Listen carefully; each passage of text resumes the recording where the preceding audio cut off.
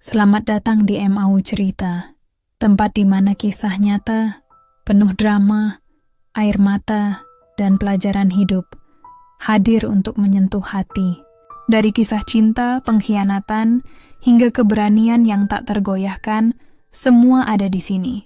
Duduklah, tarik napas, dan biarkan setiap cerita membawa kamu ke dunia yang penuh emosi, di mana setiap tokoh belajar, jatuh, dan bangkit. Jangan lupa untuk like, subscribe, dan tuliskan komentar pengalaman atau pendapatmu, karena setiap cerita ini hidup karena kalian yang mendengarkan. Malam itu, langit seperti kanvas hitam yang disapu sepi. Di bilik kecil beratap seng, aku dan suamiku, Rizal, duduk berdampingan. Hanya ditemani cahaya redup dari lampu minyak yang hampir padam. Angin masuk lewat celah dinding bambu, membawa dingin yang menggigit tulang, tapi hangat di dada karena ada dia di sampingku. Kami tak punya apa-apa, kecuali cinta dan keyakinan. Rizal memegang tanganku yang kasar karena berjualan keliling seharian. Sabar, Ti, katanya pelan. Satu hari nanti kita akan punya rumah sendiri. Kamu gak akan perlu capek lagi keliling jualan. Aku tersenyum, menatap wajahnya yang penuh semangat. Aku nggak apa-apa capek, Zal. Asal kamu di sini, semuanya terasa ringan. Begitulah kami dulu. Dua manusia yang berjuang di antara tumpukan harapan dan debu jalanan. Setiap subuh, aku membawa bakul berisi sayur ke kampung sebelah, kadang berjalan, kadang menumpang motor tukang ojek langganan.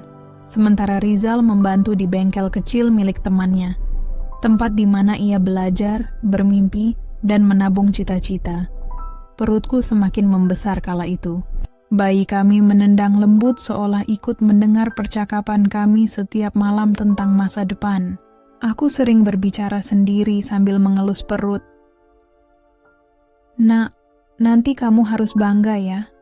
Punya ayah yang tak pernah menyerah dan ibu yang tak pernah berhenti berdoa. Namun, tak jarang aku menangis diam-diam.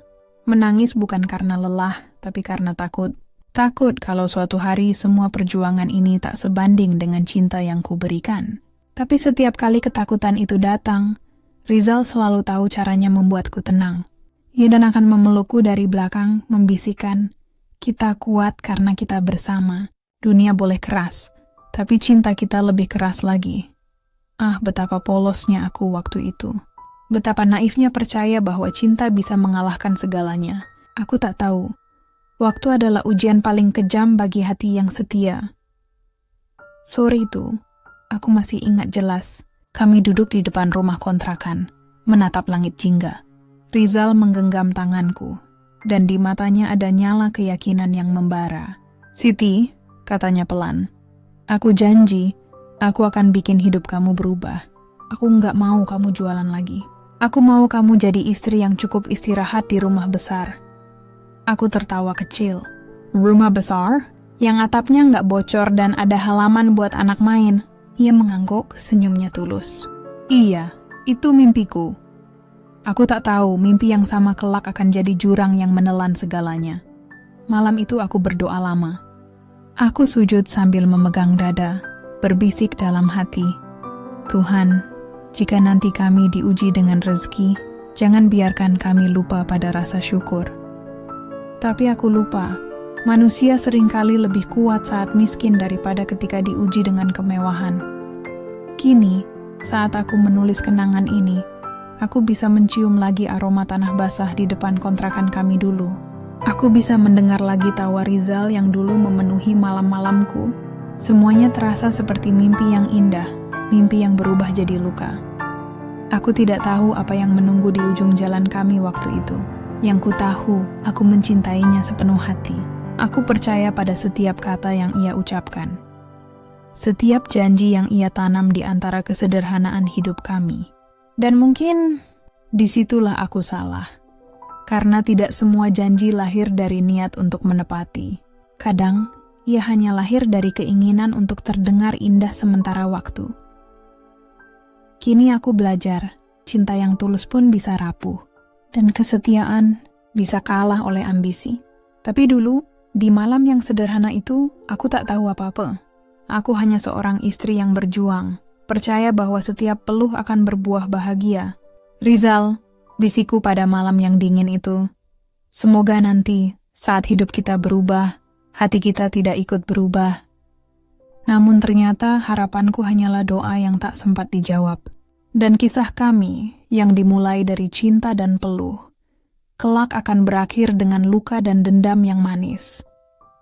Pagi itu, matahari muncul malu-malu dari balik kabut. Embun menempel di ujung daun, seolah ikut menatap langkahku yang gontai menyusuri gang sempit. Di tangan, ku pegang bakul sayur yang terasa semakin berat.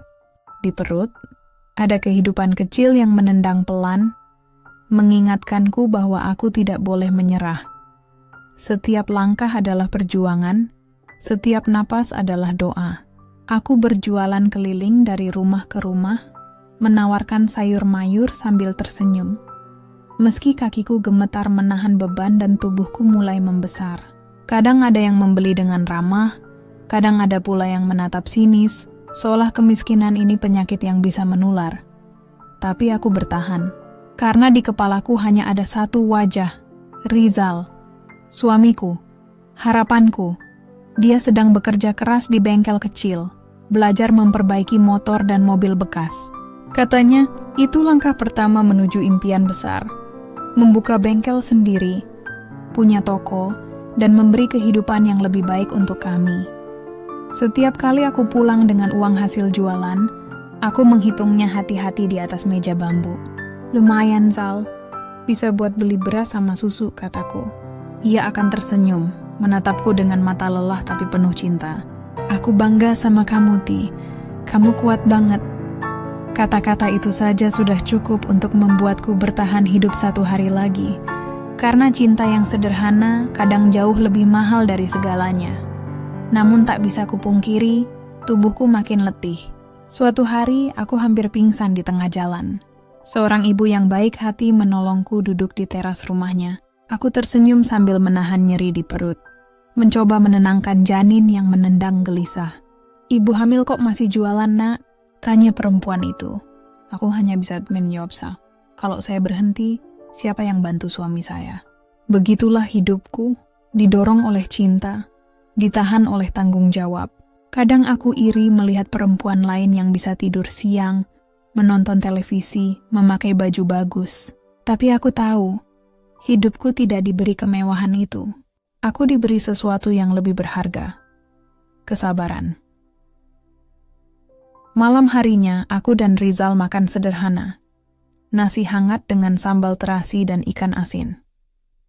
Tapi kami tertawa. Kami masih bisa bercanda, masih bisa bermimpi di antara bau minyak dan asap dapur. Rizal berkata, "Kalau nanti kita punya uang, aku mau beliin kamu warung. Biar kamu nggak perlu keliling lagi." Aku tertawa. "Nanti kalau aku udah nggak jualan, kamu mau makan apa?" Ia balas tertawa. "Makan cinta kamu aja cukup." Kata-katanya sederhana, tapi malam itu aku percaya bahwa cinta bisa membuat lapar jadi kenyang dan lelah jadi ringan. Aku bahkan tidak tahu, kelak kata-kata itu akan terasa pahit setiap kali kuingat. Hari-hari berjalan begitu saja. Kadang aku masih melihat wajah Rizal murung, tapi aku tak berani bertanya. Katanya urusan kerjaan di bengkel tidak mudah. Aku hanya bisa menemaninya lewat doa dan senyum. Sampai suatu sore, ia pulang lebih awal. Wajahnya penuh lumpur, bajunya kotor, tapi matanya bersinar. "Ti, aku diterima kerja di bengkel besar di kota," katanya memelukku erat. Air mataku jatuh tanpa suara. Aku ikut bahagia, meski di dada ada rasa aneh yang belum bisa kujelaskan. Rasa takut kehilangan sesuatu yang tak kasat mata. Malam itu kami berdua berdoa. Ia berjanji akan bekerja keras, akan membuatku bangga, dan aku seperti biasanya percaya sepenuhnya. Aku percaya, cinta yang dibangun di atas peluh tak akan roboh begitu saja. Tapi ternyata, cinta pun bisa rapuh saat disentuh oleh kemewahan. Kini, setiap kali aku mengingat hari-hari itu, aku seperti mencium kembali bau sayur layu di bakulku, mendengar langkah-langkah kecilku menyusuri gang sambil menahan sakit di perut. Aku ingin memeluk diriku yang dulu. Perempuan sederhana, yang mencintai dengan seluruh tenaganya. Perempuan yang tidak tahu bahwa cinta yang dijaga dengan darah dan air mata bisa dihancurkan hanya dengan godaan wajah cantik dan aroma parfum kota. Namun sebelum badai datang, ada masa di mana langit terasa paling indah. Dan masa itu adalah hari-hari di mana aku masih bisa memanggil Rizal dengan nada penuh cinta. Rizal, kataku malam itu sambil mengelus perutku. Semoga nanti kamu nggak berubah ya, meski dunia berubah. Ia menjawab dengan senyum lembut. Aku janji, Ti, janji. Kata sederhana yang akhirnya menjadi racun paling manis dalam hidupku. Malam turun perlahan, membawa dingin yang mengendap di sela dinding bambu. Aku duduk di atas tikar usang, memandangi pelita yang redup di sudut ruangan. Bayi dalam perutku menendang pelan, seolah ikut berbicara padaku di tengah sunyi. Sedikit lagi nak, bisikku. Sedikit lagi kita sampai di masa yang lebih baik. Rumah kontrakan kami kecil, tapi di sanalah seluruh hidupku tertambat. Dindingnya mungkin rapuh, tapi doa-doa yang kukirimkan tiap malam lebih kokoh dari tembok manapun. Aku berdoa untuk Rizal, untuk usahanya di kota yang kini semakin sibuk. Ia pulang semakin jarang, tapi setiap kali pulang, senyum di wajahnya tampak lebih lebar. Dan aku berusaha percaya bahwa itu tanda rezeki, bukan tanda jarak. Malam itu aku tak bisa tidur. Aku menatap foto kami berdua yang tergantung di dinding. Foto sederhana dengan latar kain lusuh warna biru. Aku di sana tersenyum, perutku mulai tampak membulat. Rizal memelukku dari belakang, wajahnya lekat dengan mataku yang penuh cinta. Aku rindu masa itu. Rindu saat segalanya masih sederhana, saat kebahagiaan hanya berarti bisa makan bersama di lantai beralaskan koran. Kini semuanya berubah perlahan. Ia mulai memakai parfum mahal, berbicara dengan gaya yang asing di telingaku. Aku tak lagi dijemput di pasar, tak lagi diajak makan bersama. Katanya sibuk, katanya kerja keras. Tapi aku tahu, di antara alasan-alasan itu, ada sesuatu yang tak lagi sama. Aku mencoba menepis prasangka, karena aku percaya, cinta yang dibangun di atas peluh takkan mudah retak. Namun entah kenapa, setiap malam, saat aku bersujud di atas tikar usang, air mataku menetes tanpa bisa kutahan. Aku bicara pada Tuhan, seperti anak kecil bicara pada ibunya. Tuhan, kalau cinta ini mulai goyah, tolong jaga aku agar tetap kuat. Tolong jaga hatinya, agar tidak lupa pada rumah yang pernah jadi pelabuhan. Dari jauh, kadang aku mendengar kabar. Orang-orang di kampung mulai berbisik. Rizal sekarang sukses ya. Katanya kerja di kota besar, punya kenalan pejabat. Aku tersenyum mendengar itu, tapi di dada ada rasa getir yang tak bisa kujelaskan. Sukses katanya, tapi mengapa suksesnya membuatku merasa semakin sepi? Malam-malamku kini diisi oleh angin dan doa. Kadang aku berbicara sendiri, memandangi perutku. Nak, kamu nanti jangan seperti ayahmu ya. Kalau kamu sayang seseorang, cintai dia bukan hanya saat senang, tapi juga saat susah. Aku tahu kata-kataku terlalu dewasa untuk didengar janin, tapi itulah satu-satunya cara agar aku tidak merasa sendirian. Suatu malam, hujan turun deras. Aku duduk di depan pintu, menatap jalanan becek. Lampu jalan mati. Suara hujan menimpa atap seng seperti denting kenangan yang tak mau hilang. Aku ingat saat Rizal dulu memelukku di malam hujan, berkata, "Aku nggak akan biarin kamu kedinginan sendirian." Kini, aku benar-benar kedinginan, tanpa pelukannya, tanpa kabarnya. Kadang aku ingin marah, tapi entah kepada siapa. Aku ingin kecewa, tapi cinta menahan semuanya. Aku masih percaya dia hanya lelah, hanya sedang sibuk mengejar mimpi kami. Tapi di sudut hatiku, ada suara kecil yang berbisik pelan. Apa jadinya kalau mimpinya tak lagi melibatkanmu, Siti? Aku menarik selimut tipis, memeluk perutku. Suara hujan seperti bersekongkol dengan hatiku yang resah. Aku mencoba tidur, tapi mata ini tak mau terpejam. Yang kupikirkan hanyalah satu hal. Bagaimana kalau aku sudah berjuang sejauh ini, tapi pada akhirnya, aku hanya akan ditinggalkan di tengah jalan. Namun aku menepis pikiran itu. Aku menutup mata, memaksa diri untuk percaya pada cinta yang dulu kami perjuangkan. Aku masih ingin percaya bahwa segala yang kutanamkan, peluh, air mata, dan doa, akan tumbuh menjadi kebahagiaan. Tuhan, bisiku di ujung malam, kalau nanti dia berubah, tolong jangan biarkan aku hancur. Cukup ajari aku cara ikhlas. Dan di saat itu juga aku sadar, cinta yang paling tulus bukanlah yang selalu diberi balasan, tapi yang tetap berdoa meski perlahan mulai dilupakan. Aku masih ingat pagi itu, angin berembus lembut lewat jendela, membawa aroma kopi yang biasa ku seduh untuk Rizal. Tapi kali ini, ada yang berbeda. Ia duduk di meja makan dengan kemeja baru, rambut disisir rapi, dan sepatu mengkilap yang belum pernah kulihat sebelumnya. Tatapannya tajam, penuh percaya diri, namun tidak lagi hangat seperti dulu. Zal, panggilku pelan sambil menuangkan kopi ke cangkir. Jawabnya singkat, matanya tak lepas dari ponsel di tangannya. Aku udah siapkan bekal, nanti makan ya di sela kerja. Kamu suka sakit lambung kalau telat makan. Ia menatapku sekilas, tersenyum kecil, senyum yang entah kenapa terasa dingin. Aku nggak sempet, di kantor udah disiapin makan siang. Catering dari hotel katanya. Aku terdiam, menatap bekal yang kubuat dengan sepenuh hati. Telur balado kesukaannya, dan nasi hangat yang kubungkus dengan daun pisang agar wangi. Tapi kini, bekal itu hanya menjadi hiasan di meja makan, tanpa arti. Perlahan aku sadar, dunia Rizal sudah bukan lagi dunia yang sama denganku. Sejak ia dipromosikan di bengkel besar itu, segalanya berubah. Ia pulang makin malam. Pakaiannya beraroma parfum mahal yang tak pernah ku kenal.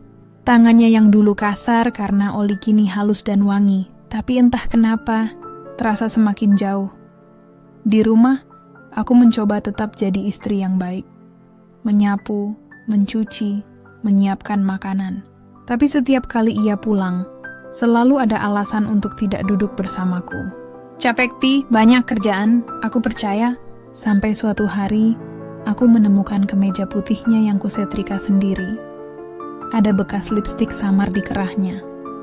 Aku menatap noda merah muda itu lama. Tanganku gemetar, tapi aku tidak berani bertanya. Mungkin karena aku takut pada jawabannya, atau mungkin karena aku masih ingin percaya, meski logika sudah lelah. Hari-hari berikutnya, aroma uang mulai memenuhi rumah kami. Barang-barang baru datang satu persatu, jam tangan mahal, ponsel terbaru, bahkan sepeda motor baru yang katanya pinjaman kantor. Tapi anehnya, semakin banyak yang kami punya, semakin kosong rumah kami terasa. Aku masih ingat suatu malam, saat aku mencoba bercerita padanya tentang kehamilanku yang sudah memasuki bulan ke-7. Aku ingin ia merasakan tendangan bayi kami. Salne, si kecil nendang lo, kamu pegang deh, rasain. Ia menatapku singkat, lalu kembali sibuk dengan laptopnya. Nanti aja, aku lagi nyelesain laporan. Aku mematung. Air mataku menetes pelan, tanpa suara. Di saat aku berjuang menahan sakit di tubuh dan hati, dia sibuk mengejar hal yang tak bisa ku genggam. Mungkin inilah yang orang sebut dengan ujian rezeki. Kadang ketika Tuhan memberi lebih, manusia lupa pada doa yang dulu pernah mereka panjatkan dalam kesederhanaan. Aku melihat Rizal semakin sering tersenyum pada layar ponselnya. Kadang ia menerima telepon di luar rumah, berbicara dengan suara pelan dan nada lembut yang tak pernah lagi ia gunakan padaku. Aku tahu ada sesuatu yang disembunyikan, tapi aku memilih diam. Karena aku masih percaya, cinta bisa mengembalikan segalanya. Suatu malam, aku memberanikan diri berkata, "Zal, aku takut kamu berubah." Ia menatapku dengan alis terangkat. "Maksud kamu apa?" "Entah kenapa, aku merasa kamu makin jauh. Bukan cuma karena kerja, tapi juga hatimu." Ia tertawa kecil, tapi tawa itu penuh ejekan. "Jangan mulai dramati. Aku kerja buat masa depan kita. Kamu harusnya bersyukur, bukan curiga." Aku diam. Kata-katanya seperti pisau yang menembus dada. Syukur, ya, aku bersyukur. Tapi apakah aku juga tidak berhak untuk takut kehilangan? Sejak malam itu aku tak lagi banyak bicara. Aku belajar menahan air mata, karena setiap tangisku hanya membuatnya semakin jengah. Namun jauh di dalam hati aku tahu ada sesuatu yang mulai retak. Dan sekali retak, tak ada cinta yang bisa kembali utuh seperti semula. Kini setiap kali aku mencium aroma parfum di bajunya, hatiku bergetar aneh. Bukan karena rindu, tapi karena takut. Takut kalau aroma itu bukan lagi milikku, melainkan milik perempuan lain. Tuhan, bisiku dalam doa malam itu. Kalau ini awal dari kehilangan, beri aku kekuatan untuk tidak hancur sebelum waktunya. Hari itu langit tampak muram, seolah ikut menahan sesuatu yang berat. Aku duduk di teras, mengelus perutku yang kini kian besar. Angin sore membawa aroma hujan dan tanah basah, aroma yang selalu membuatku rindu pada masa ketika Rizal masih sederhana, masih memelukku tanpa alasan, masih tersenyum tanpa beban. Tapi sore itu, yang datang bukan Rizal yang dulu. Ia pulang dengan wajah asing, rambut disisir klimis, kemeja rapi, dan parfum yang menusuk indera, wangi, tapi membuatku ingin menangis. Di belakangnya ada seorang perempuan berpakaian rapi, kulitnya putih, bibirnya merah muda seperti bunga yang belum layu. Aku mematung. "Oh iya Ti," ujar Rizal cepat. "Ini Bu Rani, bos baruku di kantor. Dia mampir bentar, mau lihat berkas proyek yang kelupaan." Bu Rani tersenyum, senyum yang tenang tapi tajam. "Wah, kamu Siti ya, istri Rizal? Cantik sekali. Cocok ya sama suamimu." Aku hanya mengangguk menunduk sopan. Tapi dalam hati ada sesuatu yang aneh. Cara perempuan itu menatap Rizal. Bukan seperti atasan kepada bawahan, tapi seperti seseorang yang menyimpan rahasia. Mereka masuk ke ruang tamu. Aku menyiapkan teh hangat dan kue sederhana. Dari dapur aku mendengar tawa mereka, ringan tapi menusuk. Suara Rizal terdengar lembut, nada yang sudah lama tak ia gunakan padaku. Setiap detik, aku merasa menjadi bayangan di rumahku sendiri. Setelah perempuan itu pergi, aku menatap Rizal lama. "Kamu akrab banget sama Bu Rani," ucapku pelan. Ia tersenyum miring. "Ya iyalah Ti, dia bosku, masa aku cuek? Kamu jangan mikir aneh-aneh. Tapi kenapa kamu nggak pernah ngomong kalau dia sering nyari kamu malam-malam?" Ia terdiam sesaat lalu menghela napas panjang. "Kamu ini kenapa sih? Semua dicurigain. Aku capek kerja buat keluarga, tapi malah disangka yang enggak-enggak." Aku ingin menjelaskan, tapi suaraku tercekat. Dalam diam, aku sadar. Cinta yang dulu sederhana kini mulai penuh jarak, penuh alasan. Beberapa minggu kemudian, tanda-tanda kecil semakin nyata. Rizal makin sering pulang larut malam. Kadang aku menunggu sampai mata pedih, hanya untuk melihat pesan singkat di ponselku. "Jangan tunggu aku lembur." Namun setiap kali aku meneleponnya, suara di seberang sana tak selalu miliknya. Pernah ku dengar tawa lembut perempuan, samar tapi cukup untuk menusuk jantungku. Aku mencoba bertahan. Ku peluk perutku setiap malam, berbisik pada bayi dalam rahimku. "Nak, sabar ya. Bapakmu sedang lupa arah. Ibu akan terus mendoakan dia pulang." Tapi dalam doa itu pun, kadang air mataku jatuh lebih cepat dari kata amin. Suatu malam, aku menemukan sesuatu yang membuat dunia runtuh. Saat menyapu kamar, ponsel Rizal bergetar di meja. Sebuah pesan muncul dari nama yang tak asing. Rani. Pesannya pendek, tapi cukup menghancurkan segalanya. "Makasih udah nemenin dinner tadi, sayang. Kamu bikin aku lupa dunia." Tanganku gemetar. Napasku sesak. Dunia seakan berhenti berputar. Ketika Rizal pulang, aku masih duduk di tempat yang sama, menatap layar ponselnya yang kini gelap. Ia tampak terkejut, tapi kemudian wajahnya berubah menjadi dingin. "Kamu buka HP aku?" Katanya tajam. "Aku cuma lihat yang kebuka," jawabku dengan suara serak. "Zal, siapa dia sebenarnya?" "Udah Ti, jangan lebay. Itu cuma urusan kerja." "Kerja?" Aku tersenyum getir. "Kerja sampai ada emoji bibir di belakang namanya." Ia memalingkan wajah, diam beberapa saat lalu berkata, "Kamu udah berubah Ti. Dulu kamu nggak begini. Sekarang kamu curigaan, emosian, nggak bisa ngerti aku. Aku nyaris tertawa.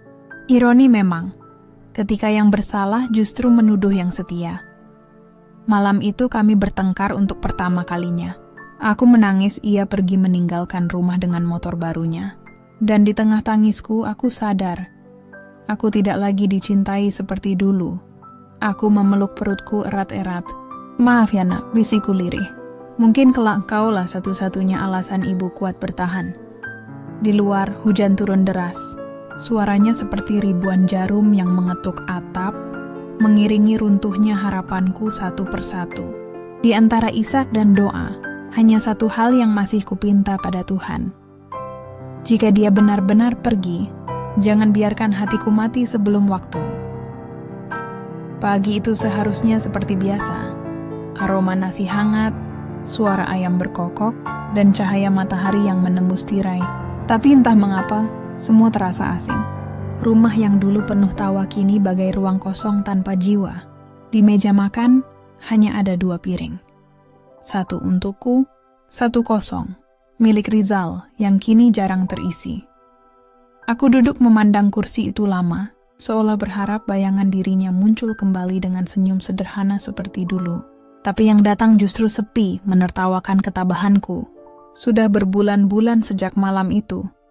Sejak pertengkaran pertama kami yang merobek kesunyian rumah ini. Rizal tak lagi memandangku seperti dulu. Ia pulang larut, bahkan kadang tak pulang sama sekali, dan aku hanya menunggu. Kadang aku bertanya pada diri sendiri, apakah cinta bisa sembuh jika yang melukainya adalah orang yang kita cintai? Setiap malam, aku berbicara dengan bayiku yang belum lahir. Memeluk perutku seolah memeluk sisa kehangatan yang masih kumiliki. Nak, sabar ya, ibu masih di sini. Walau dunia rasanya mulai membeku. Sampai suatu hari, ibu mertuaku datang. Wajahnya dingin, matanya menatapku tanpa simpati. Siti, katanya datar, Rizal itu anak laki-laki yang punya masa depan. Jangan kamu ikat dengan keluhan dan air mata. Aku terdiam. Apa maksud ibu? Maksud ibu, kamu harus tahu diri. Rizal sekarang sudah beda level. Dia banyak urusan, banyak kenalan. Jangan bikin dia malu dengan penampilan kamu yang... Ya begini-begini aja, aku menunduk. Aku tahu aku sederhana. Aku tidak punya kulit seputih perempuan kota itu. Tidak punya parfum mahal atau sepatu berkilau. Tapi aku punya cinta. Aku punya kesetiaan. Apa itu tidak cukup? Tapi rupanya, di mata mereka, cinta yang tulus tak punya nilai tukar. Hari berganti minggu. Setiap kali Rizal pulang, aroma asing semakin kuat menempel di tubuhnya. Wangi mahal yang tak pernah kupakai.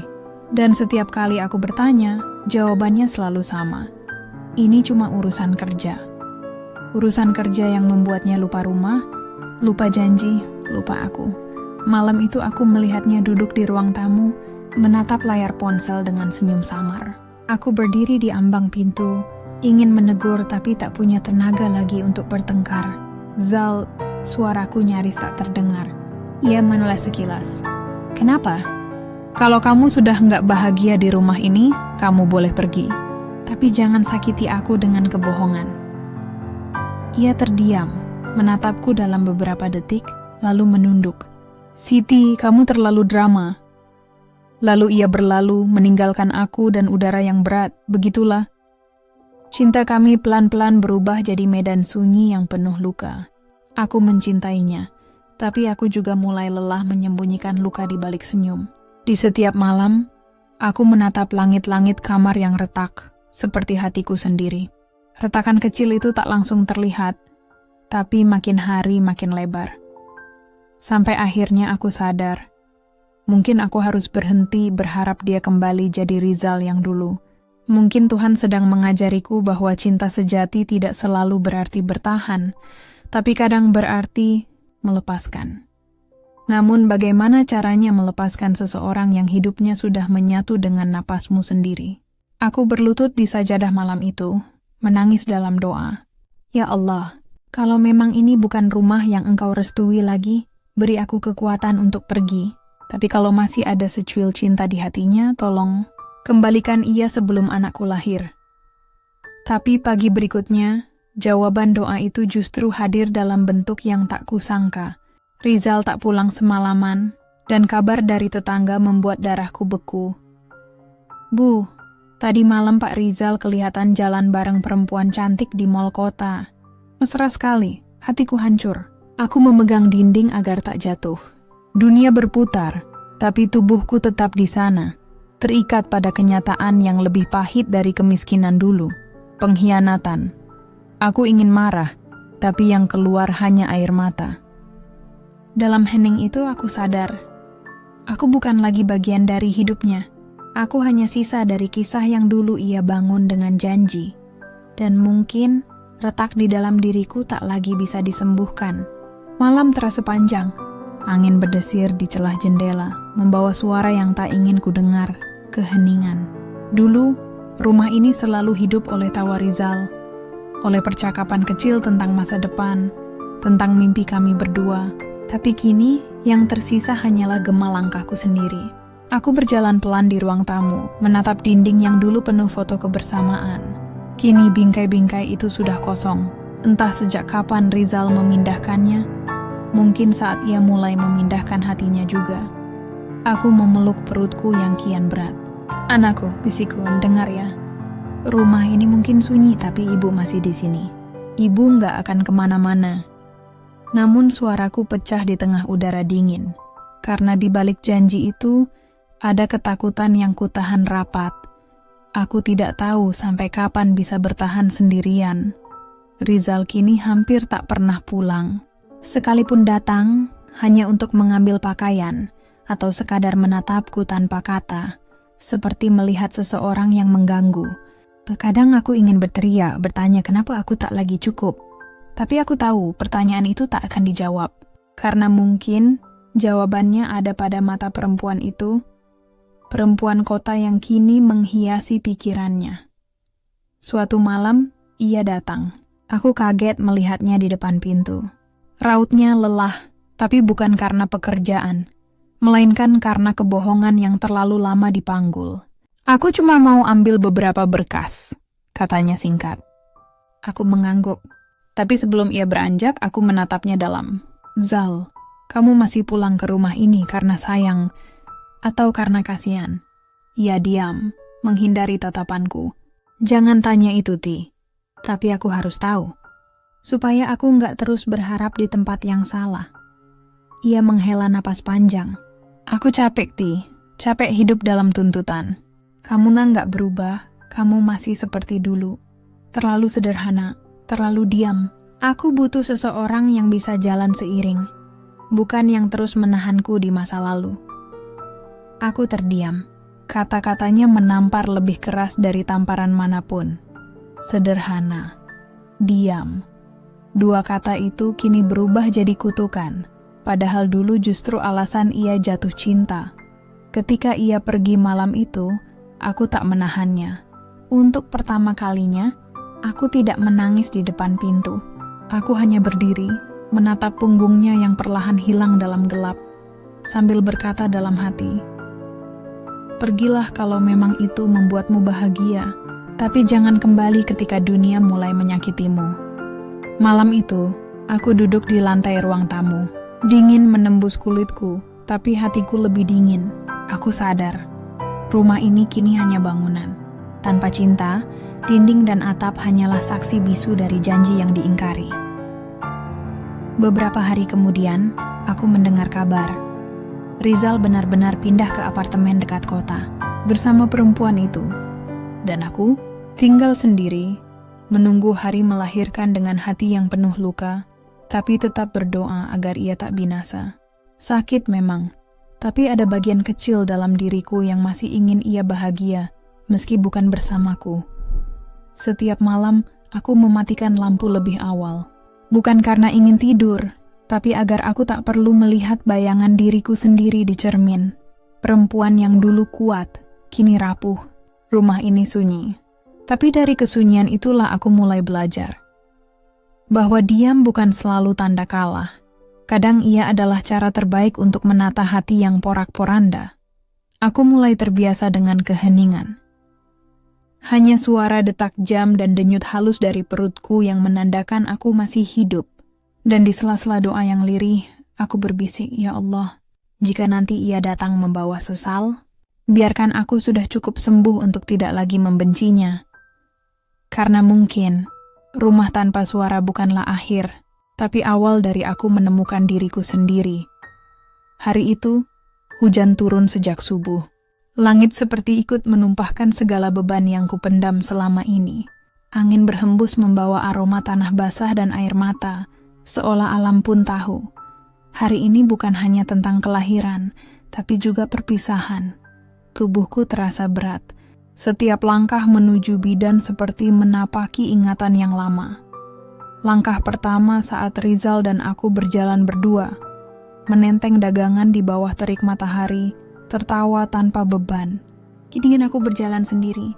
Di perutku, janin yang kami nanti-nantikan menendang pelan, seperti ingin menegur. "Ibu, jangan menyerah." Aku mencoba tersenyum, meski air mata terus mengalir. Sakit itu datang bergelombang, mencengkeram tubuhku dari dalam. Tapi rasa sakit itu tidak seberapa dibanding rasa perih yang sudah lama tinggal di dada. Aku melahirkan bukan ditemani suami, tapi oleh doa dan sepi. "Bu Siti, kuat ya. Napas pelan-pelan." Suara bidan terdengar lembut di telinga. Aku menggigit bibir, menahan jerit yang hampir pecah. Di antara rasa sakit dan pasrah, hanya satu nama yang keluar dari bibirku. "Ya Allah." "Rizal," tapi tak ada yang menjawab. Hanya suara hujan di atap dan dentingan alat medis yang dingin. Beberapa jam kemudian, dunia seakan berhenti sejenak. Tangisan pertama itu pecah, melengking lembut tapi menggetarkan. Suara yang menembus segala luka, segala kecewa. Aku menatap bayi kecil itu, merah, mungil, dan begitu suci. Air mataku jatuh deras. Bukan hanya karena bahagia, tapi karena kesadaran pahit. Dia lahir tanpa disambut ayahnya. Bidan meletakkan bayi itu di pelukanku. "Selamat Bu Siti, bayinya laki-laki, sehat." Aku mengusap pipinya pelan, berbisik, "Selamat datang di dunia, nak. Dunia yang mungkin tidak sempurna, tapi ibu janji, kamu nggak akan kekurangan cinta." Beberapa jam kemudian, aku terbaring lemah di ranjang rumah sakit sederhana. Di luar, hujan mulai reda, menyisakan kabut tipis di jendela. Dalam diam aku menatap wajah anakku. Kulitnya halus, matanya tertutup rapat, tapi wajahnya mirip sekali dengan Rizal. Hatiku mencubit diri sendiri agar tak menangis lagi. Tapi air mata tak pernah butuh izin untuk jatuh. Aku ingin Rizal ada di sini. Menggenggam tanganku seperti dulu waktu kami berjanji di pelaminan. Tapi yang datang justru ibu mertuaku. Wajahnya datar, tanpa senyum. "Alhamdulillah ya, cucu ibu lahir sehat." Aku hanya mengangguk. Beliau menatap bayi itu sebentar lalu berkata dingin, "Rizal nggak bisa datang. Dia ada urusan penting di kantor." Aku tahu itu bohong. Aku tahu urusan penting itu bernama Rani. Tapi aku diam. Sebelum pergi, ibu mertuaku menatapku lama, lalu berkata lirih tapi tajam, "Jangan berharap Rizal kembali hanya karena kamu sudah melahirkan. Kamu harus tahu diri, Siti. Anakmu ini mungkin darahnya Rizal, tapi tempatmu di hatinya sudah digantikan orang lain." Kata-kata itu bagai pisau. Tapi anehnya, aku tidak merasa berdarah lagi. Mungkin karena luka di hatiku sudah terlalu dalam untuk diiris lebih jauh. Malamnya, setelah semua orang pergi, aku menatap anakku lama. Aku beri dia nama Ryan, yang berarti pintu surga. Karena aku ingin, suatu hari nanti, anak ini menjadi alasan Tuhan mengizinkanku masuk ke tempat yang penuh kedamaian setelah dunia memperlakukanku sekejam ini. Aku menyusuinya sambil berbisik, "Nak, kamu lahir dari air mata, tapi ibu janji, hidupmu nggak akan seburuk masa lalu, ibu. Kamu akan tumbuh jadi cahaya, bukan bayangan." Dan malam itu, untuk pertama kalinya setelah sekian lama, aku merasa tenang. Bukan karena semuanya baik-baik saja, tapi karena aku akhirnya mengerti arti kehadiranmu. "Nak, kamu datang bukan untuk mengingatkanku pada Rizal, tapi untuk menyelamatkanku dari kehilangan diriku sendiri." Rumahku mungkin sepi, Hatiku mungkin patah, tapi denganmu di pelukan, aku merasa hidup lagi. Tangismu jadi doa, senyummu jadi alasan, dan setiap detak jantungmu jadi pengingat bahwa aku masih punya sesuatu untuk diperjuangkan. Terima kasih Tuhan, bisiku di antara air mata. Karena kau menggantikan kepergian dengan keajaiban kecil bernama Ryan. Hari-hari setelah melahirkan terasa sunyi, tapi bukan lagi sunyi yang menakutkan. Sunyi itu kini berubah bentuk, menjadi ruang bagi aku dan Ryan untuk belajar bernapas bersama, saling menemukan arti dalam kehilangan. Tangisan kecilnya setiap pagi menjadi alarm hidupku. Suaranya seperti doa yang menyelinap lembut ke dalam dada, membangunkanku dari tidur panjang bernama kesedihan. Rumah ini dulu terasa sempit karena penuh kenangan. Kini, setiap sudutnya jadi tempat baru yang kuciptakan untuk bertahan. Dapur yang dulu jarang kupakai kini kembali hidup. Aku mulai menjual kue-kue kecil ke tetangga, seperti dulu saat Rizal dan aku baru menikah. Tapi kali ini, bukan demi membangun impian bersama, melainkan demi memastikan Ryan tak kekurangan susu. Kadang, malam datang terlalu cepat. Saat Ryan tidur di pangkuanku, aku duduk menatap lampu yang temaram. Ada rasa hampa yang sulit dijelaskan, seperti seseorang yang kehilangan bayangannya. Tapi kini aku tak lagi menangis karena ditinggalkan. Aku menangis karena mulai tahu rasanya kuat. Beberapa kali kabar tentang Rizal sampai ke telingaku. Katanya perusahaannya makin besar, hidupnya makin mapan. Dan di setiap kabar itu, ada nama Rani yang selalu disebut bersamanya. Seolah dunia ingin memastikan aku tak pernah lupa siapa yang menggantikan tempatku. Tapi anehnya, aku tak lagi merasa iri. Aku hanya merasa jauh dari dunia yang dulu kupikir milikku. Tapi ternyata hanya persinggahan singkat. Suatu sore, aku keluar menjajakan kue. Hujan turun rintik-rintik, menembus payung lusuh yang kupakai. Beberapa orang menatapku iba. Ada yang membeli karena kasihan, ada yang hanya lewat tanpa menoleh. Tapi setiap koin yang kuterima adalah tanda bahwa aku masih bisa berdiri di atas kakiku sendiri. Aku ingat saat pertama kali kembali ke rumah usai berjualan, Ryan tersenyum melihatku dari ranjang bayi. Senyumnya kecil, tapi cukup untuk membuat dunia yang runtuh ini terasa utuh lagi. Aku memeluknya erat dan berbisik, "Nak, kalau nanti kamu besar jangan benci ayahmu. Biarkan masa lalu jadi urusan ibu. Kamu hanya perlu tumbuh jadi orang yang baik, yang tahu arti setia, bukan luka." Namun di balik ketegaran yang perlahan tumbuh, ada ujian lain yang diam-diam mengintai. Beberapa tetangga mulai berbisik, "Mbak Siti sekarang jualan lagi, ya? Kasian suaminya kaya tapi ninggalin.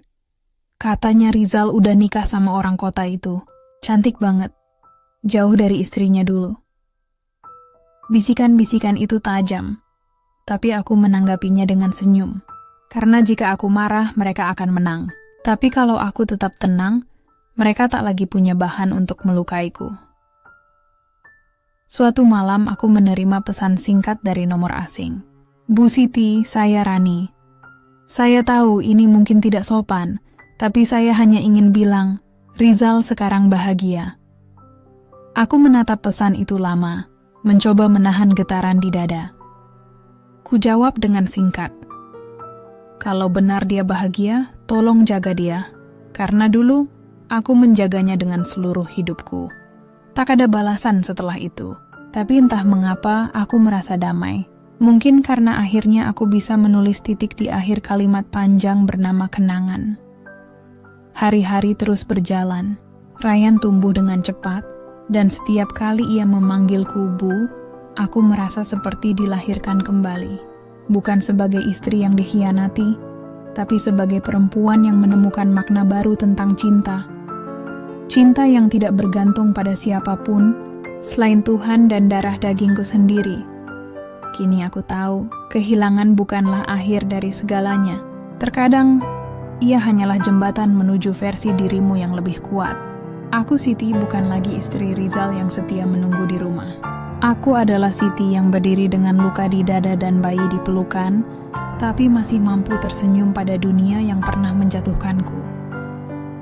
Dan malam itu, saat menatap langit dari jendela kecil rumahku, aku berbisik lirih.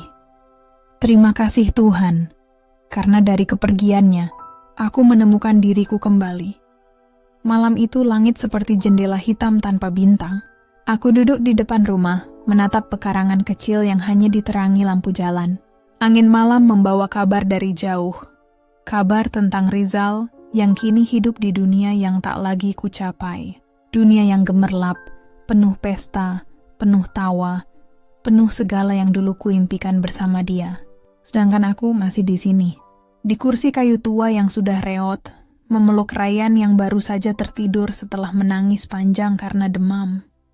Ada getir yang tak bisa kusembunyikan. Kehidupan memang aneh. Yang dulu berjalan di sisiku kini melangkah di atas panggung dunia, sementara aku bertahan di lantai paling bawah, menghitung detik demi detik agar tidak menyerah. Aku mendengar kabar dari teman lama, bahwa Rizal telah membuka cabang baru usahanya.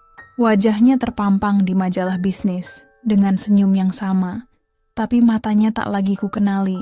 Ada kehampaan di sana, meski dunia melihatnya sebagai kesuksesan. Sementara aku, setiap rupiah dari hasil jualan kue rengkuh dengan keringat. Kadang aku harus menahan lapar agar bisa membeli susu Ryan. Kadang aku menahan sakit saat tubuhku lelah. Tapi tak ada siapapun untuk menggantikan. Namun di antara kesempitan itu ada ketenangan yang dulu tak pernah kutemukan ketika hidup bersamanya. Kini aku tahu, bahagia bukan tentang rumah besar atau cincin emas di jari. Bahagia adalah ketika aku tahu Ryan bisa tidur nyenyak di pelukanku malam ini. Pernah suatu hari, aku tak sengaja melewati televisi di rumah tetangga. Di sana wajah Rizal muncul dalam wawancara. Ia duduk di kursi elegan, berbicara tentang perjuangan dan keberhasilan. Orang-orang memujinya. Luar biasa, kerja kerasnya membuahkan hasil. Tapi hanya aku yang tahu sisi lain dari cerita itu. Bahwa di balik suksesnya, ada rumah yang ia tinggalkan, ada cinta yang ia hancurkan. Malam itu aku menangis lagi, tapi bukan karena rindu. Aku menangis karena sadar. Kadang Tuhan membiarkan seseorang terbang tinggi, bukan karena ia pantas, tapi karena di ketinggian itulah nanti, ia akan belajar tentang jatuh. Hari-hariku makin berat. Ryan sering sakit-sakitan. Mungkin karena udara lembab rumah kontrakan yang bocor di beberapa sisi, aku berusaha mencari penghasilan tambahan, menjahit pakaian dari pesanan tetangga. Tanganku mulai kapalan, mataku perih karena begadang, tapi setiap kali aku memandang Ryan, semua luka itu terasa kecil. Anak kecil itu tumbuh dengan senyum yang begitu mirip Rizal.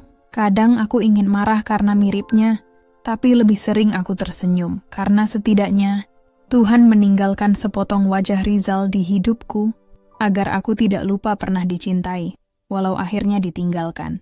Suatu sore, aku bertemu Bu Rara, tetangga baik hati yang sering membantu membelikan kueku. Dia menatapku dengan iba, lalu berkata lirih, "Siti, aku lihat Rizal di berita lagi." Tapi dia kelihatan capek. Katanya bisnisnya mulai banyak masalah. Aku terdiam. Ada bagian dalam diriku yang ingin bersorak, tapi bagian lain justru berdoa diam-diam. Aku tak ingin dia hancur. Aku hanya ingin dia mengerti rasanya kehilangan. Malamnya, aku menulis di secarik kertas kecil. Rizal, jika kau membaca ini entah di mana, ketahuilah. Aku tidak membencimu. Aku hanya belajar melepaskanmu tanpa dendam. Karena mencintaimu dulu adalah anugerah, dan ditinggalkanmu adalah pelajaran. Kertas itu kuselipkan di bawah bantal. Aku tahu Rizal takkan pernah membacanya, tapi menulisnya membuat hatiku terasa lebih ringan. Karena kadang, memaafkan bukan berarti melupakan, tapi membiarkan kenangan berhenti menyakitimu. Aku memandangi Ryan yang tertidur dengan wajah damai. Di luar hujan turun perlahan membasuh genting yang bocor. Aku tersenyum pelan. Tuhan, bisiku, kalau Engkau izinkan, biarlah aku tetap di bawah, asal anakku bisa tumbuh tanpa lapar dan tanpa dendam. Dan malam itu, Untuk pertama kalinya setelah sekian lama, aku bisa tidur tanpa air mata. Aku tahu badai belum berakhir, tapi kali ini aku sudah tahu cara berteduh. Pagi itu aku menatap langit abu-abu di balik tirai tipis rumah kontrakan. Hujan turun lembut, seolah Tuhan sedang menulis surat dari langit untukku. Suara rintiknya berpadu dengan desah napasku yang lelah. Di pangkuanku, setumpuk kertas putih menunggu diisi kata. Kata yang seharusnya tak perlu kutulis, tapi hati ini mendesak. Sudah lama aku tidak menulis surat. Terakhir kali aku melakukannya, aku masih menjadi istri yang setia, menulis pesan-pesan kecil untuk Rizal sebelum ia berangkat kerja. Jangan lupa makan siang, ya. Atau hati-hati di jalan. Kini, jemariku gemetar saat menulis namanya di baris pertama, tanpa tahu kemana surat ini akan pergi. Rizal, jika surat ini sampai padamu, entah dimanapun kau berada, aku hanya ingin kau tahu bahwa aku masih hidup. Aku masih berjuang. Bukan untuk cinta kita, tapi untuk sisa-sisa martabat yang dulu kau injak.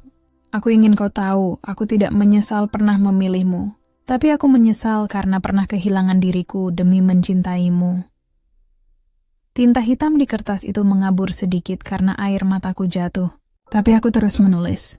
Kata demi kata menjadi pengakuan yang selama ini kupendam, sebuah doa yang menyamar menjadi surat. Anak kita, Ryan, sudah mulai bisa membaca. Setiap kali dia bertanya tentang ayahnya, aku selalu bilang kau sedang berjuang. Aku tak ingin dia membencimu, Rizal. Karena kebencian hanya akan menumbuhkan duri baru di dadanya. Aku ingin dia tumbuh dengan hati yang lembut, meski dunia tidak lembut padanya. Aku berhenti menulis, menarik napas panjang. Di luar hujan mulai reda. Aku menatap genting bocor di atas kepala, mengingat malam-malam dingin yang kualami seorang diri. Dulu, ketika masih bersamamu, aku sering merasa kesepian meski kita tidur di ranjang yang sama. Kini, meski sendirian, aku merasa lebih hidup, karena aku tahu siapa diriku tanpa bayanganmu. Aku lipat surat itu dengan hati-hati. Aku tahu surat ini takkan pernah kukirim. Aku tidak tahu di mana Rizal sekarang, dan mungkin aku pun tidak ingin tahu. Aku hanya ingin menulis agar hatiku tidak lagi penuh sesak. Tapi takdir lucu, bukan? Saat aku ingin menutup masa lalu, dunia justru membukanya lagi. Sore itu, seorang tetangga berlari ke rumah dengan napas terengah. Siti, kau lihat berita sore ini? Perusahaan Pak Rizal itu katanya ditipu mitranya. Habis semua modalnya? Aku tertegun. Kertas surat di tanganku terasa lebih berat dari sebelumnya. Antara lega dan getir, aku menatap hujan yang kembali turun. Roda kehidupan benar-benar berputar. Dulu aku yang terpuruk, kini mungkin dia yang jatuh. Malamnya aku duduk di beranda, surat itu masih di tanganku. Aku menatap jauh ke arah gelap, seolah di sana ada bayangan seseorang yang dulu begitu kucintai. Rizal, mungkin inilah cara Tuhan mengajarimu arti kehilangan, bisikku pelan. Dulu aku kehilangan rumah, harga diri, dan suamiku. Sekarang kau kehilangan segalanya yang kau banggakan. Tapi semoga bukan kemanusiaanmu. Aku membakar surat itu pelan-pelan. Api kecil memakan tepi kertas, mengubah tinta menjadi abu yang berterbangan di udara malam. Ada rasa lega aneh di dada, seperti beban yang perlahan terangkat. Aku tidak membenci lagi. Aku hanya selesai. Ryan memelukku dari belakang dengan suara mengantuk. Bunda, kenapa Bunda menangis? Aku tersenyum, menghapus air mata dengan punggung tangan. Tidak apa-apa, Nak. Bunda cuma sedang belajar melepaskan. Dan malam itu, aku tahu, cinta yang tulus tidak selalu berujung bahagia. Kadang, cinta itu berakhir hanya agar kita bisa belajar mencintai diri sendiri lebih dulu. Sudah bertahun-tahun sejak aku meninggalkan rumah yang dulu kami bangun bersama, tapi kenangan tentangnya masih seperti bayangan di belakangku. Tak pernah benar-benar hilang, hanya menunggu waktu untuk menyentuh bahuku lagi. Hari itu, aku mendapat kabar bahwa rumah besar itu dijual. Rumah yang dulu aku sapu dengan tangan penuh cinta, kini menjadi barang lelang. Ironis, pikirku. Dulu aku diusir dari sana tanpa sempat membawa apapun. Bahkan kain daster yang melekat di tubuh pun dianggap milikku yang tak pantas berada di dalam tembok megah itu. Kini, rumah itu kehilangan penghuninya, seperti tubuh besar tanpa jiwa. Aku berdiri di seberang jalan, menatap dari kejauhan. Cat putihnya sudah kusam. Taman yang dulu kujaga kini ditumbuhi rumput liar. Gerbang besinya berkarat. Angin berembus pelan, membawa aroma tanah dan masa lalu yang belum kering. Dalam benakku, masih terbayang jelas Rizal berdiri di teras itu. Wajahnya keras, nadanya dingin. "Siti, jangan bikin malu. Kau itu sudah tidak cocok lagi hidup di sini." Kata-kata itu menusuk, bahkan setelah bertahun-tahun berlalu. Namun hari ini, aku bukan lagi Siti yang dulu. Aku datang bukan untuk menangis, tapi untuk melihat bagaimana waktu membalas dengan adil. Rumah itu memang milik Rizal secara hukum, tapi setiap bata di dindingnya dulu kubangun dengan cinta dan air mata. Tiba-tiba, sebuah mobil berhenti di depan gerbang.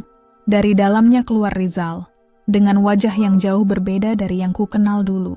Pucat lesu, matanya kosong. Dunia yang dulu ia kejar kini menjatuhkannya tanpa ampun. Aku menunduk, bersembunyi di balik kerudung. Tak ingin ia melihatku. Tapi saat langkahnya tertatih mendekati pagar, aku tahu. Inilah giliran dia menanggung sepi. Dulu ia menghina kesederhanaanku. Kini ia bahkan tak punya tempat untuk kembali. Aku tak tahu apa yang terjadi dengan istri barunya. Tapi kabar yang ku dengar, wanita itu telah pergi begitu harta tak lagi ada. Dunia kota yang ia banggakan ternyata lebih kejam dari kemiskinan yang dulu kami lawan bersama. Aku berdiri diam, menyaksikan punggungnya menatap rumah yang kini kosong. Ada getar aneh di dadaku. Bukan lagi cinta, tapi iba yang getir. Aku ingin mendekat, tapi langkahku berat. Apa gunanya? Semua yang bisa dikatakan sudah tak berarti lagi. Namun tiba-tiba matanya menoleh, seolah tahu aku ada di sana. Pandangan kami bertemu di antara jarak dan debu masa lalu. Tak ada kata, hanya tatapan yang bercerita tentang 1000 penyesalan. "Siti," suaranya lirih, nyaris tak terdengar. Aku memejamkan mata sejenak. "Sudah terlambat, Rizal," bisiku pelan, walau mungkin hanya angin yang mendengarnya. Aku berbalik, melangkah pergi dengan hati yang bergetar. Tapi kali ini bukan karena sakit, melainkan karena lega. Aku telah melewati masa di mana aku ingin membalas. Kini aku hanya ingin tenang. Sore itu aku berjalan pulang ke kontrakan sederhana. Ryan sudah menungguku di depan pintu, membawa buku sekolah dan senyum cerah yang menenangkan. "Bunda, aku dapat nilai 100. Serunya riang. Aku tertawa kecil memeluknya erat. "Kau hadiah terbaik yang pernah Bunda punya." Dan di pelukan itu aku tahu, rumah bukanlah bangunan megah dengan dinding tebal dan lampu kristal. Rumah adalah tempat di mana kita masih bisa tersenyum meski dunia berusaha menghancurkan kita. Malamnya, sebelum tidur, aku menatap langit-langit yang retak tapi jujur. "Tuhan," bisiku lembut, "aku tidak meminta Rizal kembali. Aku hanya berterima kasih karena Kau telah membawaku sejauh ini tanpa membiarkan aku hilang." Aku menatap Ryan yang tertidur dengan wajah damai. Dalam mimpinya mungkin tak ada luka, hanya cahaya dan harapan. Dan aku pun menutup mata, dengan keyakinan bahwa kadang kehilangan adalah bentuk perlindungan yang paling indah. Malam itu aku tidak bisa tidur. Tatapan mata Rizal di depan rumah tua itu terus berputar di kepalaku seperti gema yang tak mau padam. Pandangan yang dulu penuh amarah kini berubah menjadi cermin penyesalan. Namun entah mengapa, setiap kali aku mengingat wajahnya yang lesu dan matanya yang memohon, bukan simpati yang datang terlebih dahulu, melainkan rasa perih yang lama ku pendam di dada. Rasa iba itu hadir, tapi bersamaan dengan luka lama yang belum sembuh. Luka yang dulu ia tanam dalam setiap kata yang merendahkanku, setiap malam yang membuatku menangis tanpa suara. Aku ingin merasa kasihan, tapi luka itu berteriak, "Ingatlah siapa yang membuatmu terpuruk." Aku duduk di lantai kamar, menatap foto lama kami bertiga. Aku, Rizal, dan Ryan yang masih bayi. Aku tak pernah membuang foto itu. Bukan karena aku tak bisa melupakan, tapi karena aku ingin mengingat bahwa cinta sejati pernah tumbuh dari kesederhanaan sebelum hancur oleh kesombongan. Namun kini, setiap kali menatapnya, aku hanya bisa tersenyum pahit. Beberapa hari setelah kejadian di depan rumah itu, kabar tentang Rizal makin sering terdengar. Bisnisnya resmi dinyatakan bangkrut dan lebih buruk lagi. Rekan bisnisnya melarikan uang perusahaan, meninggalkannya dengan hutang dan nama baik yang tercoreng. Media yang dulu memujanya kini menulis tentang kejatuhannya dengan kalimat dingin dan tajam. Dunia yang dulu ia puja kini berbalik menggigitnya. Aku tahu, harusnya aku merasa puas. Tapi hati ini justru bergetar aneh. Setiap malam aku berdoa agar Tuhan memberinya kekuatan.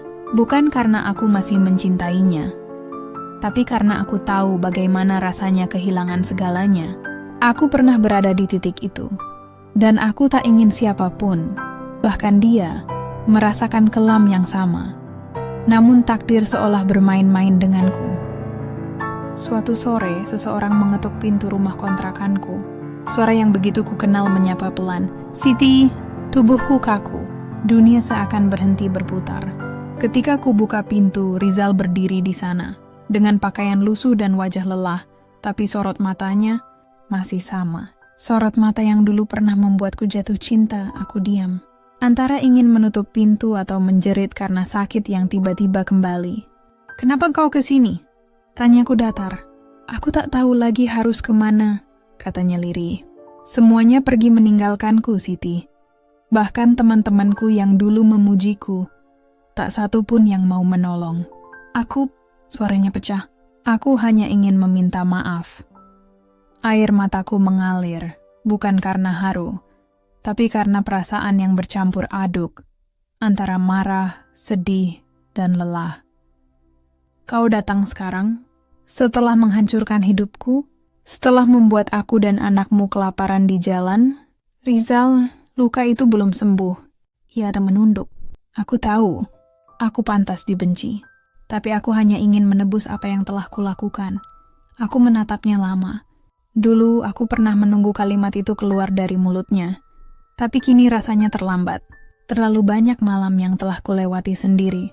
Terlalu banyak air mata yang sudah kering sebelum ada pelukan untuk menenangkan. Namun di balik semua itu, ada bagian kecil dalam diriku yang masih lembut. Bagian yang tak bisa menolak melihat seseorang hancur di depan mataku. "Rizal," kataku pelan, "aku tidak akan mengusirmu.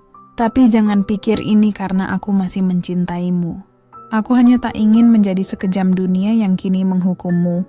Kau boleh istirahat di sini, tapi hanya sampai kau bisa berdiri lagi." Rizal menatapku dengan mata basah. "Terima kasih, Siti."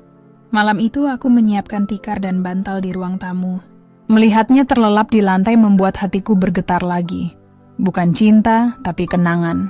Aku sadar, rasa iba bisa lahir dari luka yang sama. Tapi rasa iba juga bisa menjadi jembatan menuju balas dendam yang manis. Dan dalam diam, aku berjanji pada diriku sendiri. Aku akan menolongmu, Rizal. Tapi bukan untuk mengembalikan cintamu. Aku ingin kau merasakan bagaimana rasanya bergantung pada seseorang yang dulu kau rendahkan. Malam itu, aku menatap lampu redup di langit-langit. Senyumku samar tapi tajam seperti pisau. Tuhan tahu aku tak ingin membalas dendam. Tapi jika ini yang kau takdirkan, biarlah aku menjadi pelajaran bagi orang yang dulu menyepelekan cinta dan kesetiaan. Malam itu, hujan turun seperti tirai rahasia yang menutupi luka-luka dunia. Suaranya jatuh di atap seng rumah kontrakan, menenangkan tapi juga mengguncang kenangan. Di ruang tamu, Rizal masih tertidur di atas tikar tipis yang biasa kupakai untuk menjahit. Nafasnya berat, seperti sedang bergulat dengan penyesalan yang tak berujung. Aku duduk di ambang pintu kamar, menatapnya dalam diam. Dulu, setiap kali ia tertidur, aku selalu menatap wajah itu dengan rasa syukur. Suami yang dulu kukira anugerah terbaik dalam hidupku, tapi kini, wajah yang sama justru membangkitkan bayangan masa lalu yang paling kelam. Setiap tatapan iba yang muncul di hatiku langsung dipatahkan oleh ingatan akan hari-hari ketika ia mengusirku tanpa ampun. "Siti, kau beban," katanya waktu itu, dengan nada yang masih terngiang hingga kini. Kalimat itu dulu menghancurkan jiwaku. Yang berjuang bersamanya sejak dari nol, dianggap tidak pantas berdampingan dengannya setelah ia kaya. Kini, lelaki itu kembali, bukan dengan jas mahal dan mobil mewah, melainkan dengan baju lusuh dan wajah yang tak lagi percaya diri. Ironis bukan? Dunia memang pandai mengembalikan seseorang pada titik di mana ia belajar arti rendah hati. Pagi harinya, aku menyiapkan sarapan sederhana. Nasi, sambal terasi, dan tahu goreng. Rizal duduk di meja, menunduk dalam diam. Tangannya gemetar saat memegang sendok. "Sudah lama aku tak makan masakanmu, Siti," ucapnya lirih. Aku tak menjawab. Aku hanya menatap Ryan yang sedang makan dengan lahap di sampingku. "Ayahnya Ryan sudah makan? Jangan lupa doa dulu," kataku datar. Ryan menatap Rizal dengan bingung, tapi anak itu masih terlalu muda untuk mengerti rumitnya dunia orang dewasa. "Bunda, kenapa ayah di sini lagi?" tanyanya polos. Pertanyaan itu seperti belati yang menusuk dadaku. Aku mengelus kepala Ryan dan tersenyum tipis. Karena Tuhan kadang ingin kita belajar memaafkan, Nak. Tapi dalam hatiku, aku tahu memaafkan tidak semudah mengucapkannya. Ada banyak malam di mana aku menangis karena lapar. Ada hari-hari di mana aku harus berjalan jauh menjajakan kue dengan perut kosong. Semua itu karena ia memilih wanita lain dan melupakan aku yang dulu menemaninya dari bawah. Dan sekarang, ia duduk di meja makanku, menikmati remah kasih yang dulu ia buang. Setelah sarapan, Rizal membantu menyapu halaman depan. Gerakannya kikuk, seperti orang asing di dunia yang pernah ia abaikan. Aku memperhatikannya dari balik jendela. Entah kenapa, melihatnya begitu rapuh justru membuatku marah. Bagian dalam diriku berbisik, "Inilah harga kesombonganmu, Rizal." Namun bagian lain yang masih lembut membalas pelan, "Jangan menjadi seperti dia. Siti, jangan biarkan luka mengubahmu menjadi keras." Siang itu, aku mendengar kabar dari Bu Rara, tetangga yang selalu peduli. "Siti, aku dengar mantan istri barunya Rizal itu kabur bawa uang sisa. Dan ada gosip kalau orang-orang yang dulu kerja sama dengan Rizal sedang merencanakan sesuatu untuk menjatuhkannya lebih dalam. Hati-hati ya, dunia mereka kotor." Kata-kata itu membuatku diam lama. Jadi bukan hanya jatuh. Rizal sedang dijebak, sama seperti dulu, ketika aku dijatuhkan oleh fitnah yang membuatku terlihat buruk di mata keluarga dan tetangga. Seolah roda kehidupan benar-benar berputar untuk mengembalikan segalanya ke posisi semula. Malamnya, saat aku menyiapkan teh hangat, Rizal mendekat pelan. "Siti," katanya lembut, "aku tahu aku tak pantas berada di sini. Tapi izinkan aku memperbaiki semuanya. Aku tak mau mati dalam penyesalan." Aku menatapnya lama. "Kau tidak mati, Rizal. Kau hanya sedang hidup di bagian yang dulu kau tolak. Bagian di mana orang kecil belajar bertahan." Ia menunduk, menangis tanpa suara. Dan untuk pertama kalinya, aku melihat bukan lagi lelaki yang pernah kucintai, tapi seorang manusia yang sedang dihukum oleh waktunya sendiri. Aku menatap langit malam yang redup di luar jendela. "Tuhan," bisiku dalam hati, "aku tak tahu apakah ini ujian atau kesempatan untuk membalas. Tapi kalau kau ingin aku menjadi kuat, maka biarlah aku kuat tanpa membenci." Namun jauh di dasar hati ada suara kecil berbisik, "Ini baru permulaan, Siti. Bayangan lama sudah kembali. Dan kali ini, mungkin kau yang akan menulis akhir ceritanya." Sudah seminggu Rizal menetap di rumah kontrakanku yang sempit. Setiap pagi aku melihatnya berusaha ikut membantu, entah menyapu halaman atau mengantar Ryan ke sekolah. Tapi di balik semua itu, aku tahu ada sesuatu yang tak tenang di matanya. Seperti orang yang hidup dalam penjara batinnya sendiri. Aku tak menolak kehadirannya, tapi juga tak menerimanya sepenuhnya. Ia bagai tamu yang datang tanpa diundang, membawa luka yang dulu pernah ia tanam di dadaku. Ada bagian dari diriku yang ingin menutup pintu rapat-rapat, tapi ada pula sisi lain yang terlalu lelah untuk terus membenci. Pagi itu, Aku membuatkan teh hangat dan duduk di teras bersama Rizal. Hujan baru saja reda, menyisakan aroma tanah basah yang menenangkan. "Siti," katanya perlahan, "aku tahu aku sudah terlalu banyak menyakitimu. Tapi izinkan aku menebusnya, meski hanya dengan kerja keras dan waktu yang tersisa." Aku menatap wajahnya yang kini tampak lebih tua dari usianya. Keriput di ujung matanya bukan sekadar tanda waktu, tapi guratan dosa dan penyesalan. "Menebus?" tanyaku pelan. "Apa yang bisa menebus air mata, Rizal? Apa yang bisa membayar malam-malam di mana aku dan Ryan menahan lapar?" Ia terdiam. Tangan yang memegang cangkir teh itu bergetar. Aku bisa melihat air matanya jatuh ke meja. Tapi kali ini, aku tak merasa puas. Tak ada kebahagiaan dari penderitaan orang yang dulu menyakitiku. Hanya rasa hampa yang membingungkan. Beberapa hari kemudian, kabar buruk datang dari tetangga. Orang-orang dari proyek tempat Rizal dulu bekerja mencarinya. Katanya, mereka ingin menagih tanggung jawab atas dana yang hilang. Rizal bersembunyi di rumah, wajahnya pucat dan tubuhnya gemetar. "Siti, aku tak tahu harus kemana lagi," katanya terbata. "Kalau mereka menemukanku, aku bisa dipenjara. Aku hanya punya kau sekarang." Aku terdiam lama. Hatiku berperang. Apakah aku harus melindunginya, lelaki yang dulu mengusirku dari rumah sendiri, atau membiarkannya menerima ganjaran atas perbuatannya? Namun Ryan tiba-tiba datang menghampiri, menatap kami berdua dengan polos. "Bunda, Ayah, kenapa sembunyi-sembunyi?" Aku menatap mata anakku, mata yang dulu menahan tangis saat ayahnya pergi. "Ayah sedang belajar jadi orang baik lagi, Nak," jawabku perlahan. Malamnya, aku duduk di kamar, memandangi foto lama. Foto pernikahanku dengan Rizal, masih tersenyum bahagia dalam kebodohan masa lalu. Aku teringat bagaimana dulu aku rela menjual perhiasan untuk membantunya membangun usaha. Dan setelah sukses, aku dibuang seperti barang tak berguna. Kini ia kembali. Bukan untuk mencintai, tapi untuk berlindung di balik nama istri yang pernah ia hina. "Apakah ini balas budi Tuhan?" bisikku lirih. "Ataukah ini ujian, agar aku belajar bahwa cinta sejati tak selalu berarti menerima kembali?" Keesokan paginya, aku pergi ke pasar lebih awal. Saat pulang, kulihat Rizal sedang membantu Ryan mengerjakan PR. Pandangan itu membuat dadaku sesak.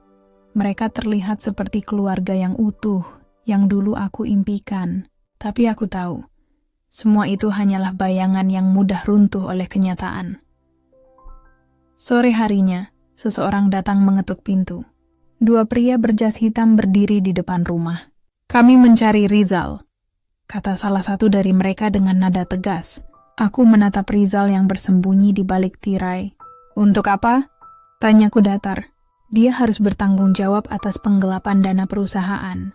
Kami tahu dia di sini." Hening. Hanya suara jantungku yang berdetak cepat. Aku bisa saja menyerahkannya, membiarkan hukum mengambil jalannya. Tapi entah kenapa, tanganku justru menutup pintu perlahan. "Tidak ada Rizal di sini," kataku tegas. "Kalian salah alamat." Mereka menatapku tajam, tapi akhirnya pergi. Setelah langkah mereka menghilang di tikungan, Rizal keluar dari persembunyiannya. Air matanya mengalir deras. "Kenapa kau lakukan itu, Siti?" Aku menatapnya dengan mata basah. Karena aku tahu rasanya tidak dipercaya. Aku hanya tak ingin jadi sekejam dunia yang dulu pernah memperlakukan aku begitu. Rizal menunduk, menangis tanpa suara.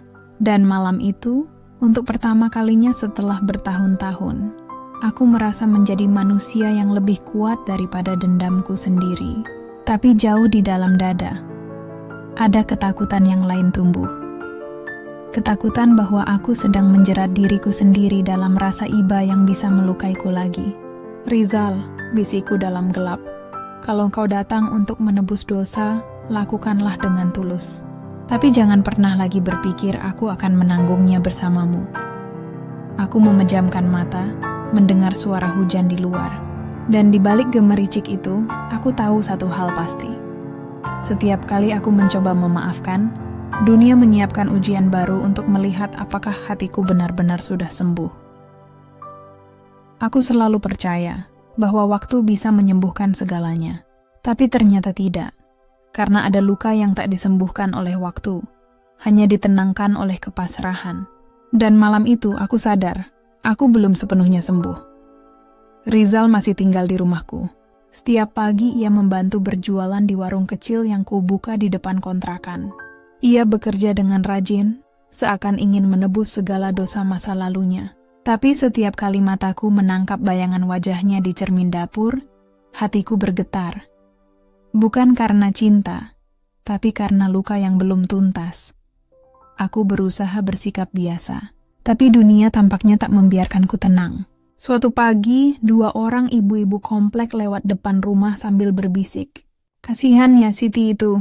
Sudah ditinggal suami, sekarang malah nampung laki-laki di rumah. Hush, jangan keras-keras. Tapi ya, aneh juga. Katanya itu mantan suaminya yang dulu ngusir dia. Aku menunduk, pura-pura menyapu halaman sambil menahan air mata. Lidah manusia memang lebih tajam dari belati. Mereka bisa mengoyak nama baik seseorang tanpa sadar sedang berbuat dosa. Malam harinya aku berbicara dengan Rizal. Kau lihat sendiri, Rizal. Aku dihina karena kebaikanku padamu, kataku dengan nada lirih namun getir. Aku tahu, Siti. Aku yang membuatmu begini. Kalau kau mau, aku akan pergi, katanya. Suaranya serak menahan sesal. Tidak, jawabku cepat. Pergilah saat kau sudah benar-benar bisa berdiri, bukan untuk melarikan diri. Aku tidak butuh belas kasihan, tapi juga tak ingin menambah dosamu dengan meninggalkan tanggung jawab lagi. Rizal terdiam, lalu menatapku lama. Dalam sorot matanya, aku melihat manusia yang hancur oleh keserakahan sendiri. Ia bukan lagi lelaki sombong yang dulu memandang rendah istrinya. Ia kini hanyalah seorang pengemis maaf di depan pintu rumah yang dulu ia abaikan. Beberapa hari kemudian, datang undangan rapat orang tua murid di sekolah Ryan. Aku datang sendirian, seperti biasa. Tapi kali ini bisikan-bisikan itu terasa lebih menusuk. Itu ibunya Ryan ya. Dulu suaminya sukses. Katanya punya perusahaan besar. Sekarang malah jualan di pinggir jalan. Lihat bajunya saja lusuh. Aku tersenyum hambar, menatap ke arah anakku yang tertawa polos bersama teman-temannya. Dalam hati aku berkata lirih, tak apa, nak. Biarlah mereka menertawakan ibumu. Asal kau tumbuh jadi laki-laki yang tak akan memperlakukan wanita seperti ayahmu dulu. Namun sore itu, sebuah kejadian membuatku hampir kehilangan kendali. Rizal datang tergesa-gesa, wajahnya panik. Siti, mereka menuduhku mencuri data perusahaan lama. Aku dijebak. Mantan rekan bisnisku ingin menjatuhkanku sepenuhnya, katanya gemetar. Aku menatapnya tajam. Dijebak atau tidak, Rizal, semua ini akibat dari keserakahan masa lalumu. Dulu kau bermain api, dan sekarang bara itu membakar hidupmu. Ia menunduk, lalu menangis. Untuk pertama kalinya, tangisnya terdengar seperti anak kecil yang kehilangan arah, bukan lelaki dewasa yang mencari pembenaran. Aku ingin marah, tapi suaraku hanya keluar sebagai bisikan. Kau tahu, Rizal, dosa itu seperti bayangan. Kau bisa lari sejauh apapun, tapi ia akan tetap menempel sampai kau berani berdiri di bawah cahaya dan menghadapinya. Malam itu aku duduk di tepi ranjang, menatap langit-langit yang retak. Di luar, angin berdesir pelan, membawa aroma hujan yang menggantung di udara. Aku teringat masa lalu, saat aku hamil, menjajakan gorengan keliling sambil menahan sakit di punggung, sementara Rizal sibuk membangun bisnis dengan wanita lain yang lebih cantik. Ia pernah bilang, "Kau hanya menghambat langkahku, Siti." Kalimat itu masih terpatri di hatiku, seperti duri yang tak bisa dicabut. Kini ia tidur di ruang tamu, menggigil di bawah cahaya redup lampu minyak. Aku menatapnya dari balik pintu, lalu bergumam pelan. Mungkin Tuhan tidak langsung membalasmu saat dulu menyakitiku, tapi ia membawamu kembali padaku agar aku melihatmu jatuh dan memutuskan sendiri. Apakah aku ingin menjadi penolong atau pelajaran yang menyakitkan? Aku tersenyum pahit. Mungkin inilah takdirku menjadi cermin bagi dosa yang tak pernah selesai ditebus.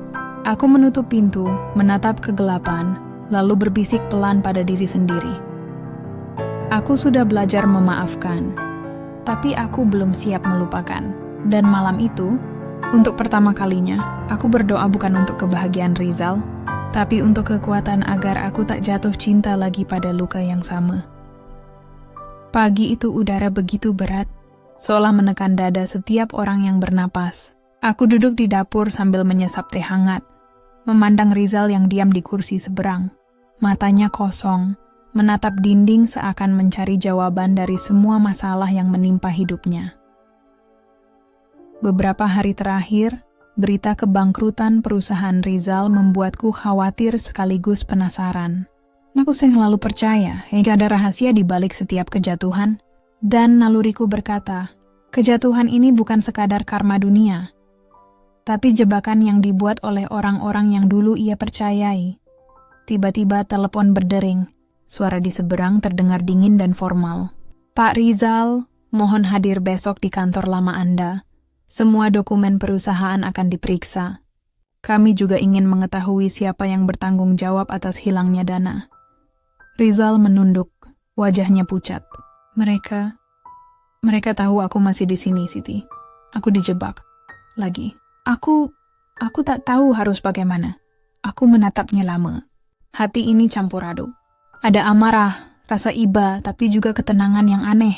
Aku tahu ini saatnya roda kehidupan menunjukkan bahwa setiap orang akan menerima akibat dari pilihannya sendiri. Sore harinya, aku memutuskan untuk menemani Rizal ke kantor lama itu. Jalanan yang biasanya terasa familiar kini tampak asing dan dingin. Setiap langkahnya berat, seperti menapak sisa-sisa impian yang hancur. Aku menatapnya dari samping, mengingat hari-hari ketika aku berdiri di belakangnya, mendukung tanpa pernah menuntut. Rizal, dulu kau tinggalkan aku dengan luka. Kini kau datang kembali dengan tangan kosong. Jangan berharap aku akan menahanmu lagi. Ya, kataku pelan. Ia menunduk, dan untuk pertama kali aku melihatnya rapuh bukan karena kekalahan materi, tapi karena kesadaran bahwa dunia yang ia bangun di atas kesombongan kini runtuh di depan matanya sendiri. Di kantor lama, kami disambut oleh beberapa mantan pegawai yang dulu bekerja setia. Namun wajah mereka kini berubah dingin. Pak Rizal, kami harus periksa semua bukti. Jangan coba mengelak, kata salah satu dari mereka tajam. Aku menatap Rizal, melihat bagaimana pria yang dulu sombong itu kini dikepung rasa takut dan kehinaan. Dalam hati aku tersenyum tipis. Dunia seakan menulis ulang sejarahnya sendiri. Dari lelaki yang menghina istri sederhana, kini menjadi orang yang tergantung pada belas kasihan perempuan yang dulu ia rendahkan. Di ruang rapat, dokumen demi dokumen dibuka. Ternyata sebagian besar dana perusahaan lenyap karena pengkhianatan mitra bisnisnya yang licik. Mereka menyiapkan jebakan hukum, menempatkan Rizal sebagai kambing hitam. Aku menatap wajahnya yang pucat, dan seketika rasa iba bercampur pahit di hatiku. Siti, aku tidak tahu siapa yang bisa dipercaya, gumamnya. Aku menarik napas panjang. Sekarang kau tahu rasanya berada di posisi yang dulu kau lemparkan padaku. Dunia memang kejam, Rizal. Tapi jangan berharap aku akan menyelamatkanmu hanya karena kau pernah menjadi suamiku. Kalau kau ingin selamat, kau harus belajar berjalan sendiri di medan yang kau ciptakan. Rizal menunduk, air matanya menetes di pipi. Dan di saat itu aku sadar, aku tak lagi mencintainya. Aku tak lagi menjadi Siti yang dulu menangis di malam hari karena kehilangan cinta. Kini aku adalah Siti yang mengerti bahwa cinta dan balas budi tidak selalu berjalan beriringan.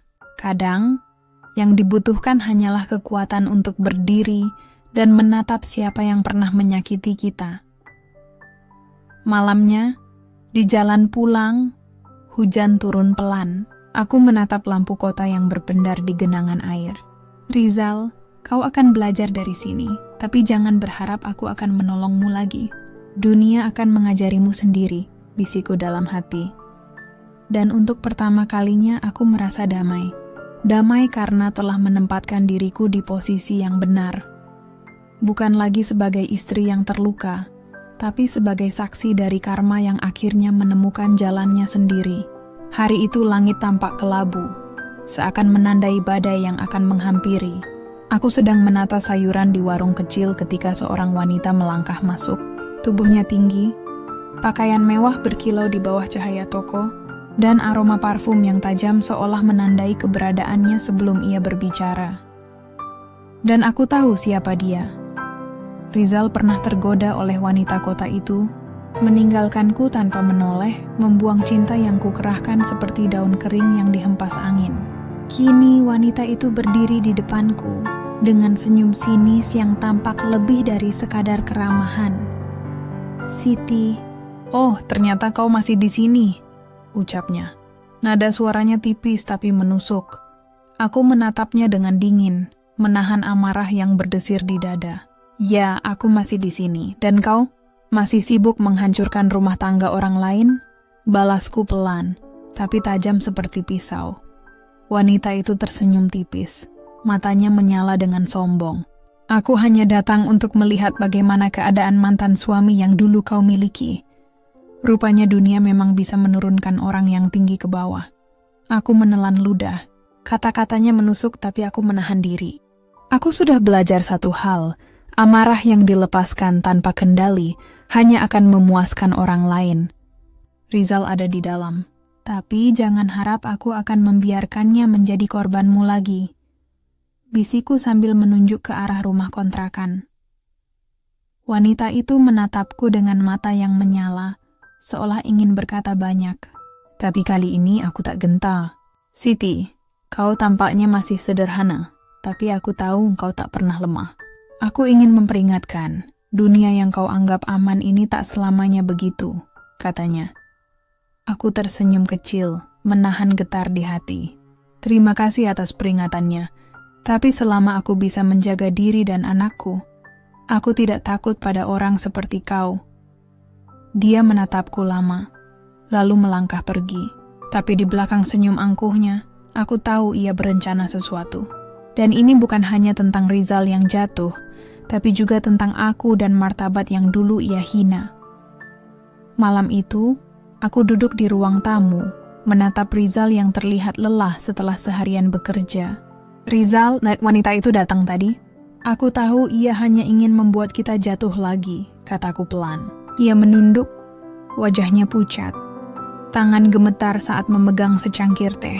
"Siti, aku merasa seperti hidupku selalu menjadi perangkap. Dan dulu aku yang menjerat diri sendiri dengan kesombongan," katanya lirih. Aku menatapnya lama. Ada rasa iba, tapi juga pelajaran yang getir. Dunia memang bisa kejam, tapi aku tidak akan membiarkan diri dan anakku hancur karena tipu daya orang lain. Dengar Rizal, aku sudah belajar bertahan dari orang yang kau cintai dulu. Sekarang, aku hanya ingin kita selamat, tapi bukan karena kau pantas. Tapi karena anak kita pantas melihat orang tuanya bertahan, kataku lembut tapi tegas. Ia menunduk, air matanya jatuh pelan. Aku menatapnya, dan seketika tersadar bahwa di balik penyesalan Rizal, masih ada bagian dari masa lalu yang berusaha menjerat kami lagi. Aku menarik napas panjang, menatap langit-langit rumah yang redup. Ini baru permulaan, Siti. Dunia ingin menguji kesabaranmu lagi. Dan kali ini kau harus lebih bijak, bukan hanya untuk dirimu sendiri, tapi untuk Ryan, gumamku dalam hati. Malam itu, aku menyadari satu hal. Wanita kota itu bukan hanya ancaman bagi Rizal, tapi juga cermin dari semua ketakutan dan harga diri yang pernah hancur. Aku menutup mata sejenak, berbisik dalam hati. Aku tidak akan jatuh ke perangkapnya. Aku sudah belajar cukup dari masa lalu. Kali ini, aku akan menang dengan kepala tegak. Matahari sore menyorot lembut ke halaman rumah, tapi hatiku terasa berat. Wanita kota itu kembali, tapi kali ini dengan senyum yang lebih manis, lebih memikat. Senyum yang menyembunyikan niat licik di balik wajah cantiknya. Aku tahu betul, itu bukan senyum persahabatan. Itu adalah rayuan yang menipu, yang siap merobek, kembali ketenangan yang telah kuupayakan. Rizal duduk di ruang tamu, wajahnya lelah, namun matanya memandangku penuh kebingungan. Aku bisa merasakan ketegangan yang ia bawa, seperti anak panah yang siap melesat tanpa arah. Dan wanita itu, oh ia tahu cara menembak tepat ke sasaran. "Siti, aku hanya ingin bicara," katanya lembut. Menatapku seakan ada sesuatu yang rahasia yang harus kuberikan. Aku menatapnya dingin. "Bicara tentang apa?" "Tentang bagaimana kau dulu merebut hidupku. Atau tentang bagaimana kau ingin merusak lagi ketenangan keluarga kecilku." Wanita itu tersenyum tipis. Air matanya pura-pura mengintip dari sudut mata. Tapi aku tahu betul itu sandiwara. Dunia mengajari aku satu hal. Tidak ada air mata yang lahir dari mulut yang pernah menyakiti orang lain dengan sengaja. "Siti, aku hanya ingin membantu Rizal," katanya lembut, menunduk seolah ingin menunjukkan kerendahan hati. Aku menelan ludah, mencoba menenangkan amarah yang membara. "Bantuanmu tidak akan kubutuhkan. Kalau Rizal ingin bangkit, biarlah ia belajar dari jebakan yang diciptakan sendiri, bukan dari tipu dayamu." Rizal menunduk di antara kami, tampak bingung dan sedikit tergoda. Aku melihat kilatan harap di matanya, dan itu membuat hatiku berdebar. Sejak awal aku tahu godaan ini akan datang. Tapi aku tak ingin Rizal jatuh ke lubang yang sama 2 kali. Wanita kota itu melangkah mendekat. Aroma parfum dan keanggunannya memenuhi ruang. "Siti, kau terlalu keras pada Rizal. Ia butuh teman, bukan pengadilan." Aku menatapnya dengan mata penuh amarah dan dingin. "Aku bukan pengadilan, tapi aku pernah menjadi saksi ketika kau menghancurkan rumah tangga kami. Aku bukan orang yang mudah ditipu lagi." Ia tersenyum, tapi ada sesuatu yang berubah. Raut wajahnya menunjukkan sedikit frustrasi. Dan aku tahu, ia sadar, Siti yang dulu rapuh kini telah menjadi Siti yang kuat. Siti yang mampu menahan tipu daya dengan kepala tegak. Malamnya, setelah wanita itu pergi, Rizal duduk di sampingku, wajahnya pucat. "Siti, aku takut kehilangan arah lagi. Aku masih merasa bingung," katanya lirih. Aku menatapnya panjang, menahan semua rasa iba yang masih tersisa. "Rizal, dunia akan selalu ada orang yang ingin menjeratmu, tapi kau tidak akan selamat karena cinta atau belas kasihan. Kau akan selamat karena kau belajar berdiri sendiri. Aku hanya membantumu, bukan menyelamatkanmu dari rayuan yang menipu." Ia menunduk, menahan tangis. Aku tahu betul, sekarang ia mulai mengerti, bahwa kebaikan dan cinta sejati tidak datang dari rayuan manis, tapi dari kesetiaan dan keberanian yang telah dibangun dari luka dan air mata.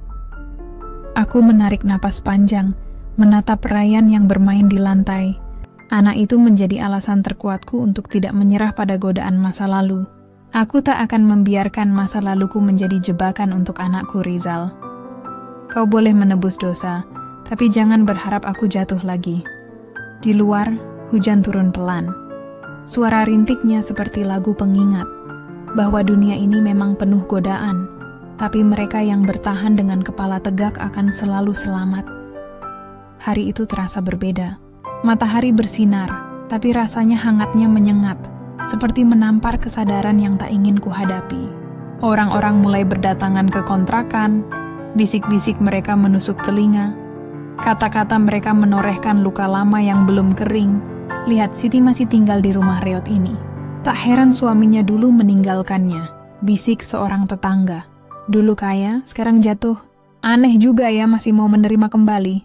Aku menunduk, tangan memegang kain yang tengah kubersihkan, mencoba menahan gejolak emosi. Setiap hinaan mereka terasa seperti duri yang menusuk jantung. Tapi aku belajar untuk tidak menangis di hadapan mereka. Aku harus tetap tegar untuk Ryan dan untuk diriku sendiri. Rizal duduk di sampingku, wajahnya pucat, bibirnya bergetar. Ia terlihat menyesal, tapi tidak cukup kuat untuk menghadapi cemoohan yang datang dari dunia luar. Aku menatapnya lama, lalu berbicara dengan suara lembut tapi tegas. "Rizal, lihatlah mereka. Dunia memang kejam. Mereka selalu siap menilai tanpa memahami. Tapi itu bukan urusan kita. Kita yang tahu kebenaran." Namun hinaan itu tidak berhenti. Orang-orang mulai menyebarkan gosip lama tentang kejatuhan Rizal, tentang bagaimana aku dulu dianggap beban. tentang wanita kota yang sempat menggoda. Semua itu dikumpulkan menjadi satu cerita memalukan yang membuat pipiku panas. Di tengah kerumunan, seorang tetua menatapku dengan nada mengejek. "Siti, dulu kau berjuang dengan suami yang kini sudah hilang arah. Kau tetap di sini. Berani sekali." Aku menelan ludah, menahan rasa marah yang menebal. Tapi kali ini, aku tidak akan membiarkan mereka melihatku rapuh. Aku berdiri, menatap mata mereka satu persatu, dengan suara yang tegas tapi lembut. Aku tidak di sini untuk membuktikan sesuatu kepada kalian. Aku di sini karena aku bertanggung jawab pada anakku dan pada diriku sendiri. Kau boleh menilai, tapi jangan berharap aku akan runtuh karena hinaanmu. Rizal menatapku dengan campuran kagum dan sesal. Ia mulai mengerti bahwa wanita yang dulu ia anggap sederhana kini berdiri dengan kepala tegak, menahan semua rasa sakit dan hinaan yang datang. Aku bukan lagi wanita yang menangis di pojokan. Aku adalah Siti yang telah melewati badai, dan badai ini hanyalah angin lalu. Malamnya, aku duduk sendiri di beranda, memandangi Ryan yang tertidur lelap. Aku menghela napas panjang, membiarkan dinginnya malam menenangkan jiwaku. Aku tahu, hinaan dunia akan selalu ada. Tapi bagaimana aku menanggapinya adalah pilihan yang kupegang teguh. "Rizal," bisikku lirih di ruang kosong. "Dulu kau membuangku, sekarang kau merasakan bagaimana rasanya dihina. Tapi jangan salah sangka, aku tidak membalas dengan dendam. Aku hanya menegaskan harga diriku. Ini bukan tentang kau atau orang lain. Ini tentang aku dan anakku." Aku menatap bintang yang tersisa di langit malam. Di sini aku menemukan kekuatan. Dalam hinaan, aku menemukan martabat. Dalam derita, aku menemukan keberanian. Dan di antara air mata yang jatuh, aku tahu satu hal pasti. Aku tidak akan pernah lagi menjadi korban, tidak oleh cinta yang salah. Malam itu sunyi, tapi hatiku berdenyut kencang. Di balik ketenangan rumah kontrakan, pikiranku seperti gelombang laut yang terus bergerak. Aku tahu, dunia tidak akan membiarkan mereka yang pernah menyakitiku begitu saja berlalu. Dan aku pun mulai merencanakan langkahku. Bukan sekadar untuk membalas, tapi untuk menegakkan keadilan yang dulu tertunda. Rizal duduk di ruang tamu, wajahnya pucat dan lelah. Ia tidak tahu bahwa aku mulai menyusun rencana dengan hati yang dingin tapi penuh perhitungan. Aku ingin ia melihat, bukan sebagai lelaki yang jatuh, tapi sebagai orang yang kini harus menerima konsekuensi dari kesalahannya sendiri. "Sitingko terlihat tenang." "Bagaimana bisa?" tanyanya lirih, suara penuh kebingungan. Aku menatapnya, tersenyum tipis tapi penuh rahasia. "Tenang?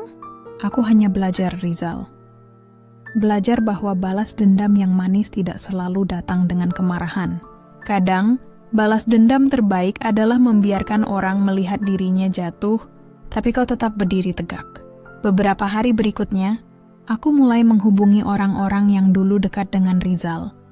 Rekan bisnisnya yang kini tersisa sedikit, beberapa sahabat yang setia, bahkan tetangga yang pernah menertawakan kami. Semua itu kubuat seolah kebetulan.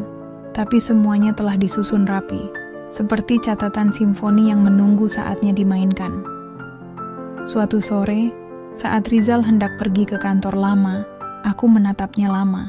"Rizal, kau harus belajar bahwa dalam kehidupan ini, setiap perbuatan punya balasan, dan bukan selalu datang dari orang lain. Kadang, datang dari waktu dan kesempatan yang kita abaikan." Ia menunduk, mengerti, tapi matanya masih menunjukkan rasa sesal yang mendalam. Aku tahu lelaki ini kini berada di titik terendahnya. Tapi ia belum sepenuhnya paham bahwa aku bukan lagi Siti yang dulu. Aku adalah Siti yang belajar membaca manusia, yang tahu kapan harus menahan tangan, dan kapan harus memetik buah dari pohon yang dulu ditanamnya sendiri. Malamnya, aku menulis daftar langkah-langkah kecil. Siapa yang bisa dihubungi, informasi apa yang bisa dikumpulkan, cara membuat Rizal menghadapi realitas tanpa merusak harga diri anak. Semua kucatat dengan hati-hati, karena balas dendam yang berlebihan hanya akan mengikis jiwaku.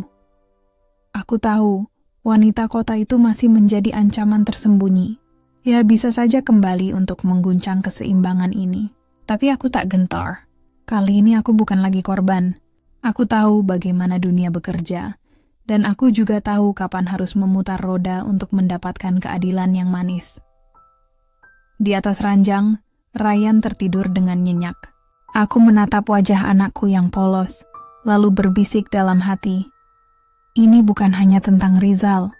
Nak, ini tentang menjaga kita, harga diri kita, dan membuktikan bahwa kebaikan yang penuh perhitungan lebih kuat daripada kesombongan orang lain. Dan di luar, hujan turun perlahan, seakan menandai awal dari babak baru dalam hidupku. Babak di mana aku akan berdiri, bukan sebagai istri yang terluka, tapi sebagai wanita yang mampu mengubah penderitaan menjadi kekuatan, dan mengubah hinaan menjadi strategi untuk menegakkan martabat. Pagi itu, udara terasa berat, seolah bumi ikut menahan napas menunggu sesuatu yang besar terjadi. Aku duduk di beranda, menatap Ryan yang asyik bermain dengan mainannya. Senyum polosnya seperti cahaya kecil di tengah gelapnya hati yang harus ku kendalikan. Aku sadar ini bukan hanya tentang Rizal, tapi tentang semua orang yang pernah menyakiti kami. Dan kini saatnya mereka merasakan akibat dari tindakannya.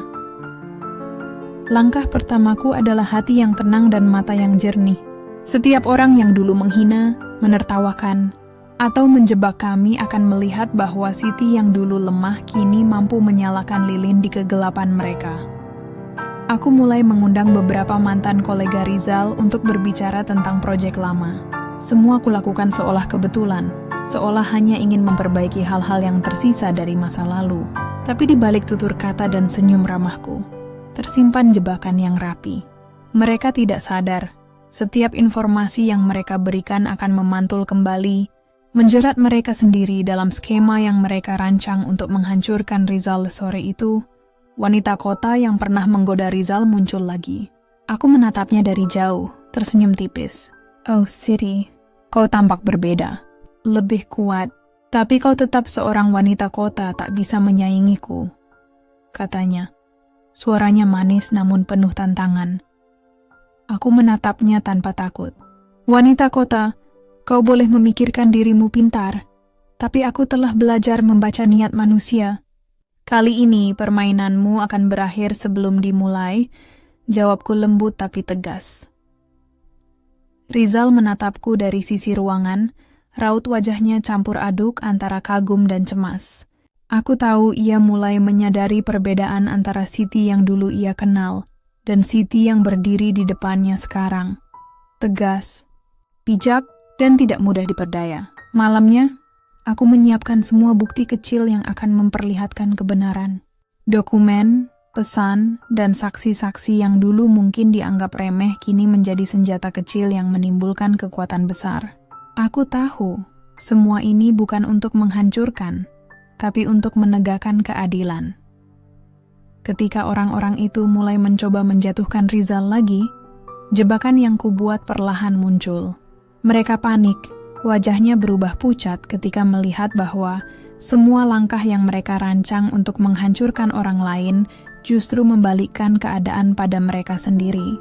Dan aku hanya tersenyum dalam diam, seperti arsitek yang melihat bangunannya selesai, rapi dan sempurna. Aku duduk di ruang tamu, menatap Rizal yang kini mulai memahami bahwa hidup tak lagi bisa dimainkan seenaknya. Siti, kau... Ini luar biasa, gumamnya lirih. Aku baru sadar betapa kuatnya kau. Aku menatapnya dengan mata tenang, suara lembut tapi tegas. Rizal, aku tidak melakukan ini untuk kau kagum. Aku melakukan ini untuk membela diri dan anakku. Kau hanya bagian dari masa lalu yang harus belajar dari akibat perbuatanmu sendiri. Dan di luar jendela, hujan turun pelan, menutupi bisikan dunia yang kini mulai menyadari Siti bukan lagi wanita yang bisa dipermainkan.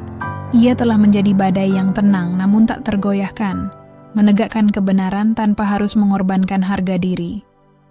Matahari pagi muncul dengan malu-malu, menyinari jalanan yang basah oleh hujan semalam.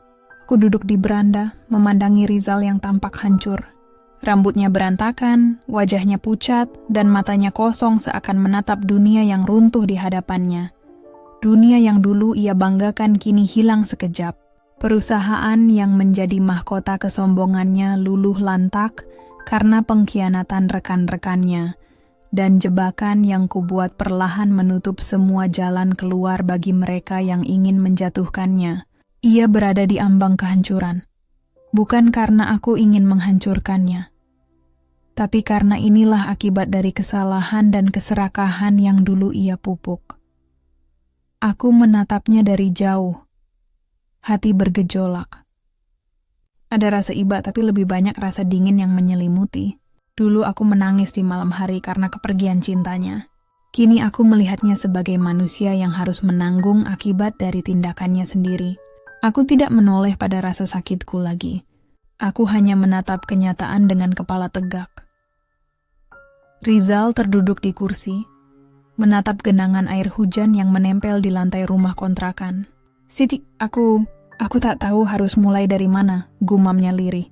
"Dunia rasanya begitu kejam padaku sekarang." Aku menarik napas panjang, suara lembut tapi tegas. "Rizal, dunia tidak kejam. Kau yang membiarkan keserakahan dan kesombonganmu menuntunmu ke titik ini. Sekarang kau harus belajar berjalan di medan yang kau ciptakan sendiri.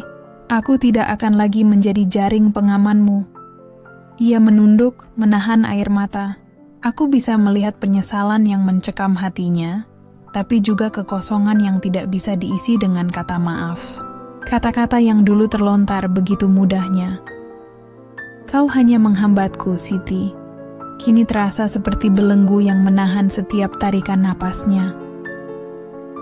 Malam itu, aku menatap Ryan yang tertidur di sampingku. Senyum polos anakku seperti cahaya di tengah kegelapan. Aku sadar, yang dulu aku perjuangkan bukan untuk Rizal, tapi untuk menjaga masa depan anakku. Dan sekarang, Rizal menjadi pelajaran hidup yang berjalan di hadapanku. Manusia yang harus menghadapi kehancuran sendiri sebelum bisa memahami arti cinta dan tanggung jawab. Aku berdiri, menatap Rizal dengan mata yang dingin, namun tidak penuh kebencian. "Ini bukan tentang dendam, Rizal. Aku hanya menegakkan kebenaran. Kau dulu menghina kesederhanaanku, kini kau melihat bagaimana dunia menimbang kesalahanmu sendiri. Jangan berharap aku akan menyelamatkanmu lagi. Kau harus belajar dari jatuhmu sendiri." Rizal menunduk, menatap lantai. Aku bisa melihatnya bergulat dengan rasa malu, penyesalan, dan ketakutan yang bercampur aduk. Dan aku tersenyum tipis, bukan karena senang melihatnya jatuh, tapi karena kini aku bebas. Bebas dari belenggu masa lalu, bebas dari air mata yang dulu tak henti mengalir. Hujan malam turun perlahan di luar jendela, menutupi bisikan dunia yang mulai menyadari. Siti bukan lagi wanita yang bisa dijatuhkan dengan mudah. Ia telah menjadi badai yang tenang, menghantam mereka yang salah, menjaga harga diri dan martabat tanpa harus kehilangan dirinya sendiri. Pagi itu terasa berbeda. Udara sejuk menyelimuti rumah kontrakan kami, tapi di dalam hatiku ada gelombang yang tak bisa kuungkapkan dengan kata-kata. Rizal kini berada di titik yang dulu ia ciptakan sendiri, jatuh, rapuh, dan terpojok oleh dunia yang kejam. Dan aku, Siti yang dulu menangis di malam hari, kini berdiri dengan kepala tegak, memandang semua kepahitan itu dengan senyum tipis yang manis dan menusuk. Aku menatap Rizal dari jarak dekat. Matanya, yang dulu penuh kesombongan, kini kosong dan penuh penyesalan. Ia menunduk tak berani menatapku. "Siti, aku tak tahu harus berkata apa," gumamnya lirih. Suara tersendat. Aku menghela napas panjang, menahan getar yang tak ingin kutunjukkan. "Rizal, ini bukan tentang kata-kata. Ini tentang pelajaran yang kau ciptakan sendiri. Kau dulu meninggalkan aku, menganggapku beban, dan memilih wanita lain. Sekarang kau melihat bagaimana dunia menimbang kesalahanmu." Matahari sore menyinari wajahnya, tapi sorot itu tak mampu menghangatkan hatinya yang beku. Aku tahu, ia mulai menyadari bahwa segala sesuatu yang hilang tak bisa kembali begitu saja. Aku pun melangkah lebih dekat, tapi kali ini bukan untuk merengkuhnya, melainkan untuk menegaskan kekuatanku. Dulu kau merasa malu memiliki istri sederhana, kini kau merasa hina karena dunia menurunkanmu ke bawah. Rasakanlah, Riza. Rasakan bagaimana rasanya kehilangan. Kataku lembut tapi tajam. Ia menunduk, menelan ludah, dan aku bisa melihat air mata yang terpaksa ditahannya jatuh di pipi. Dalam diam, aku menyadari satu hal. Balas dendam yang manis bukan tentang menyakiti fisik atau hati seseorang. Balas dendam yang manis adalah melihat orang itu sadar, merasakan penyesalan yang tulus, dan belajar dari kesalahannya sendiri. Aku berjalan ke jendela, memandang Ryan yang bermain di halaman. Senyum anakku menjadi pengingat kuat bahwa semua ini kulakukan bukan hanya untuk diriku, tapi untuk masa depan yang layak bagi kami. Balas dendam ini bukan untuk dendam semata, tapi untuk menegakkan harga diri yang dulu diinjak-injak. Rizal, dengarkan baik-baik, kataku sambil menatapnya. Aku tidak akan kembali menjadi Siti yang dulu menangis karena kehilanganmu. Aku akan menjadi Siti yang berdiri tegak, melindungi anakku, dan memastikan bahwa mereka yang menyakitimu merasakan akibat dari perbuatan mereka. Malam itu, ketika hujan turun perlahan, aku duduk sendiri di beranda, menatap lampu kota yang berpendar di genangan air. Hatinya tenang tapi penuh kemenangan yang tak bisa diukur. Dunia telah membalikkan keadaan, dan aku menjadi saksi dari karma yang berjalan sempurna. Aku menutup mata, tersenyum tipis, dan berbisik dalam hati. Ini balas dendamku yang manis, Rizal. Bukan karena aku ingin kau hancur, tapi agar kau belajar, dan aku bebas dari semua belenggu masa lalu. Akhirnya, aku berdiri dengan kepala tegak. Pagi itu, udara begitu segar, membawa aroma tanah basah, dan embun yang menempel di daun.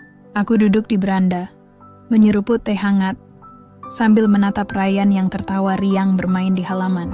Senyum polosnya menjadi cahaya di pagi yang baru, simbol dari semua perjuangan yang telah kulalui. Rizal, ia kini berdiri sendiri, menghadapi kehancuran yang dulu ia abaikan. Aku tidak lagi tergoda untuk menolongnya. Aku telah menemukan kebebasan yang sejati, bebas dari rasa sakit, bebas dari air mata yang tak berkesudahan, dan bebas dari perasaan yang dulu membuatku rapuh. Siti, aku tidak tahu bagaimana bisa bertahan tanpa bantuanmu. Gumamnya lirih, suaranya penuh penyesalan. Aku menatapnya dengan tenang, suara lembut tapi tegas. Rizal, kau harus belajar berdiri sendiri. Dunia memang kejam bagi mereka yang meremehkan orang lain, tapi kau hanya bisa bertahan jika kau menerima konsekuensi dari kesalahanmu.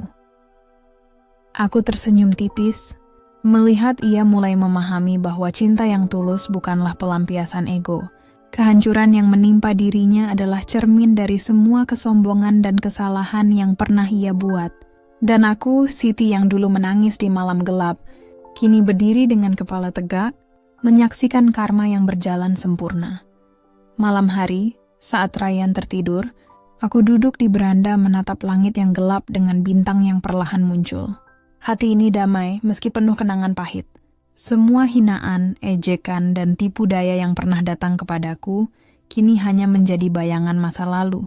Aku menutup mata sejenak, menarik napas panjang, dan membiarkan diri merasakan kebebasan itu. Aku telah melewati badai, Rizal. Dan kini aku berdiri di sini, lebih kuat dari sebelumnya, bisikku lirih dalam hati. Aku tidak lagi menjadi wanita yang bisa dipermainkan atau dihancurkan oleh dunia. Kemenangan ini bukan tentang menghancurkan siapapun, tapi tentang menemukan diriku sendiri. Aku sadar bahwa hidup ini bukan tentang membalas dendam semata, melainkan belajar untuk tetap tegar, menjaga keluarga, dan menegakkan harga diri tanpa harus menyingkirkan siapapun secara paksa. Rizal menunduk, air mata menetes di pipinya. Ia mengerti bahwa yang dulu ia anggap beban kini menjadi pelita yang menunjukkan jalan bagi dirinya sendiri. Aku hanya tersenyum, tahu bahwa setiap air mata, setiap luka, setiap hinaan yang pernah kurasakan kini telah membentuk diriku menjadi wanita yang tak tergoyahkan. Aku memeluk Ryan erat-erat, merasakan detak jantungnya yang hangat dan menenangkan. Disinilah aku menemukan kemenangan sejati, bukan di materi, bukan di kekuasaan, tetapi di kebebasan yang kuraih dari semua belenggu masa lalu. Dan malam itu, di bawah cahaya bintang, aku berbisik dalam hati, ini hidupku, Ryan. Kita bebas dan aku menang, tanpa dendam, tanpa air mata yang sia-sia. Kita hanya melangkah tegar dan bahagia. Akhir dari satu bab, awal dari hidup yang baru. Dan akhirnya, Siti menemukan apa yang selama ini ia cari. Kebebasan, ketenangan, dan kemenangan yang sejati. Dunia boleh pernah menghina, mencemooh, dan menjebak. Tapi keteguhan hati dan cinta pada anaknya menjadikannya tak tergoyahkan. Rizal kini menjadi pelajaran yang hidup, bahwa kesalahan harus ditanggung dan kebaikan yang bijak selalu menang. Siti berdiri dengan kepala tegak, hati damai, dan senyum yang tulus. Karena ia tahu, hidup ini bukan tentang membalas dendam, tapi tentang bangkit lebih kuat dari sebelumnya. Terima kasih telah mengikuti kisah ini. Ingat, setiap luka bisa menjadi pelajaran, setiap air mata bisa menjadi kekuatan. Jika kamu terinspirasi oleh kisah Siti, tuliskan komentarmu, bagikan ceritamu, dan jangan lupa klik subscribe untuk kisah nyata berikutnya di MIU Cerita. Sampai jumpa di cerita berikutnya, di mana hati dan emosi akan selalu menemukan jalannya.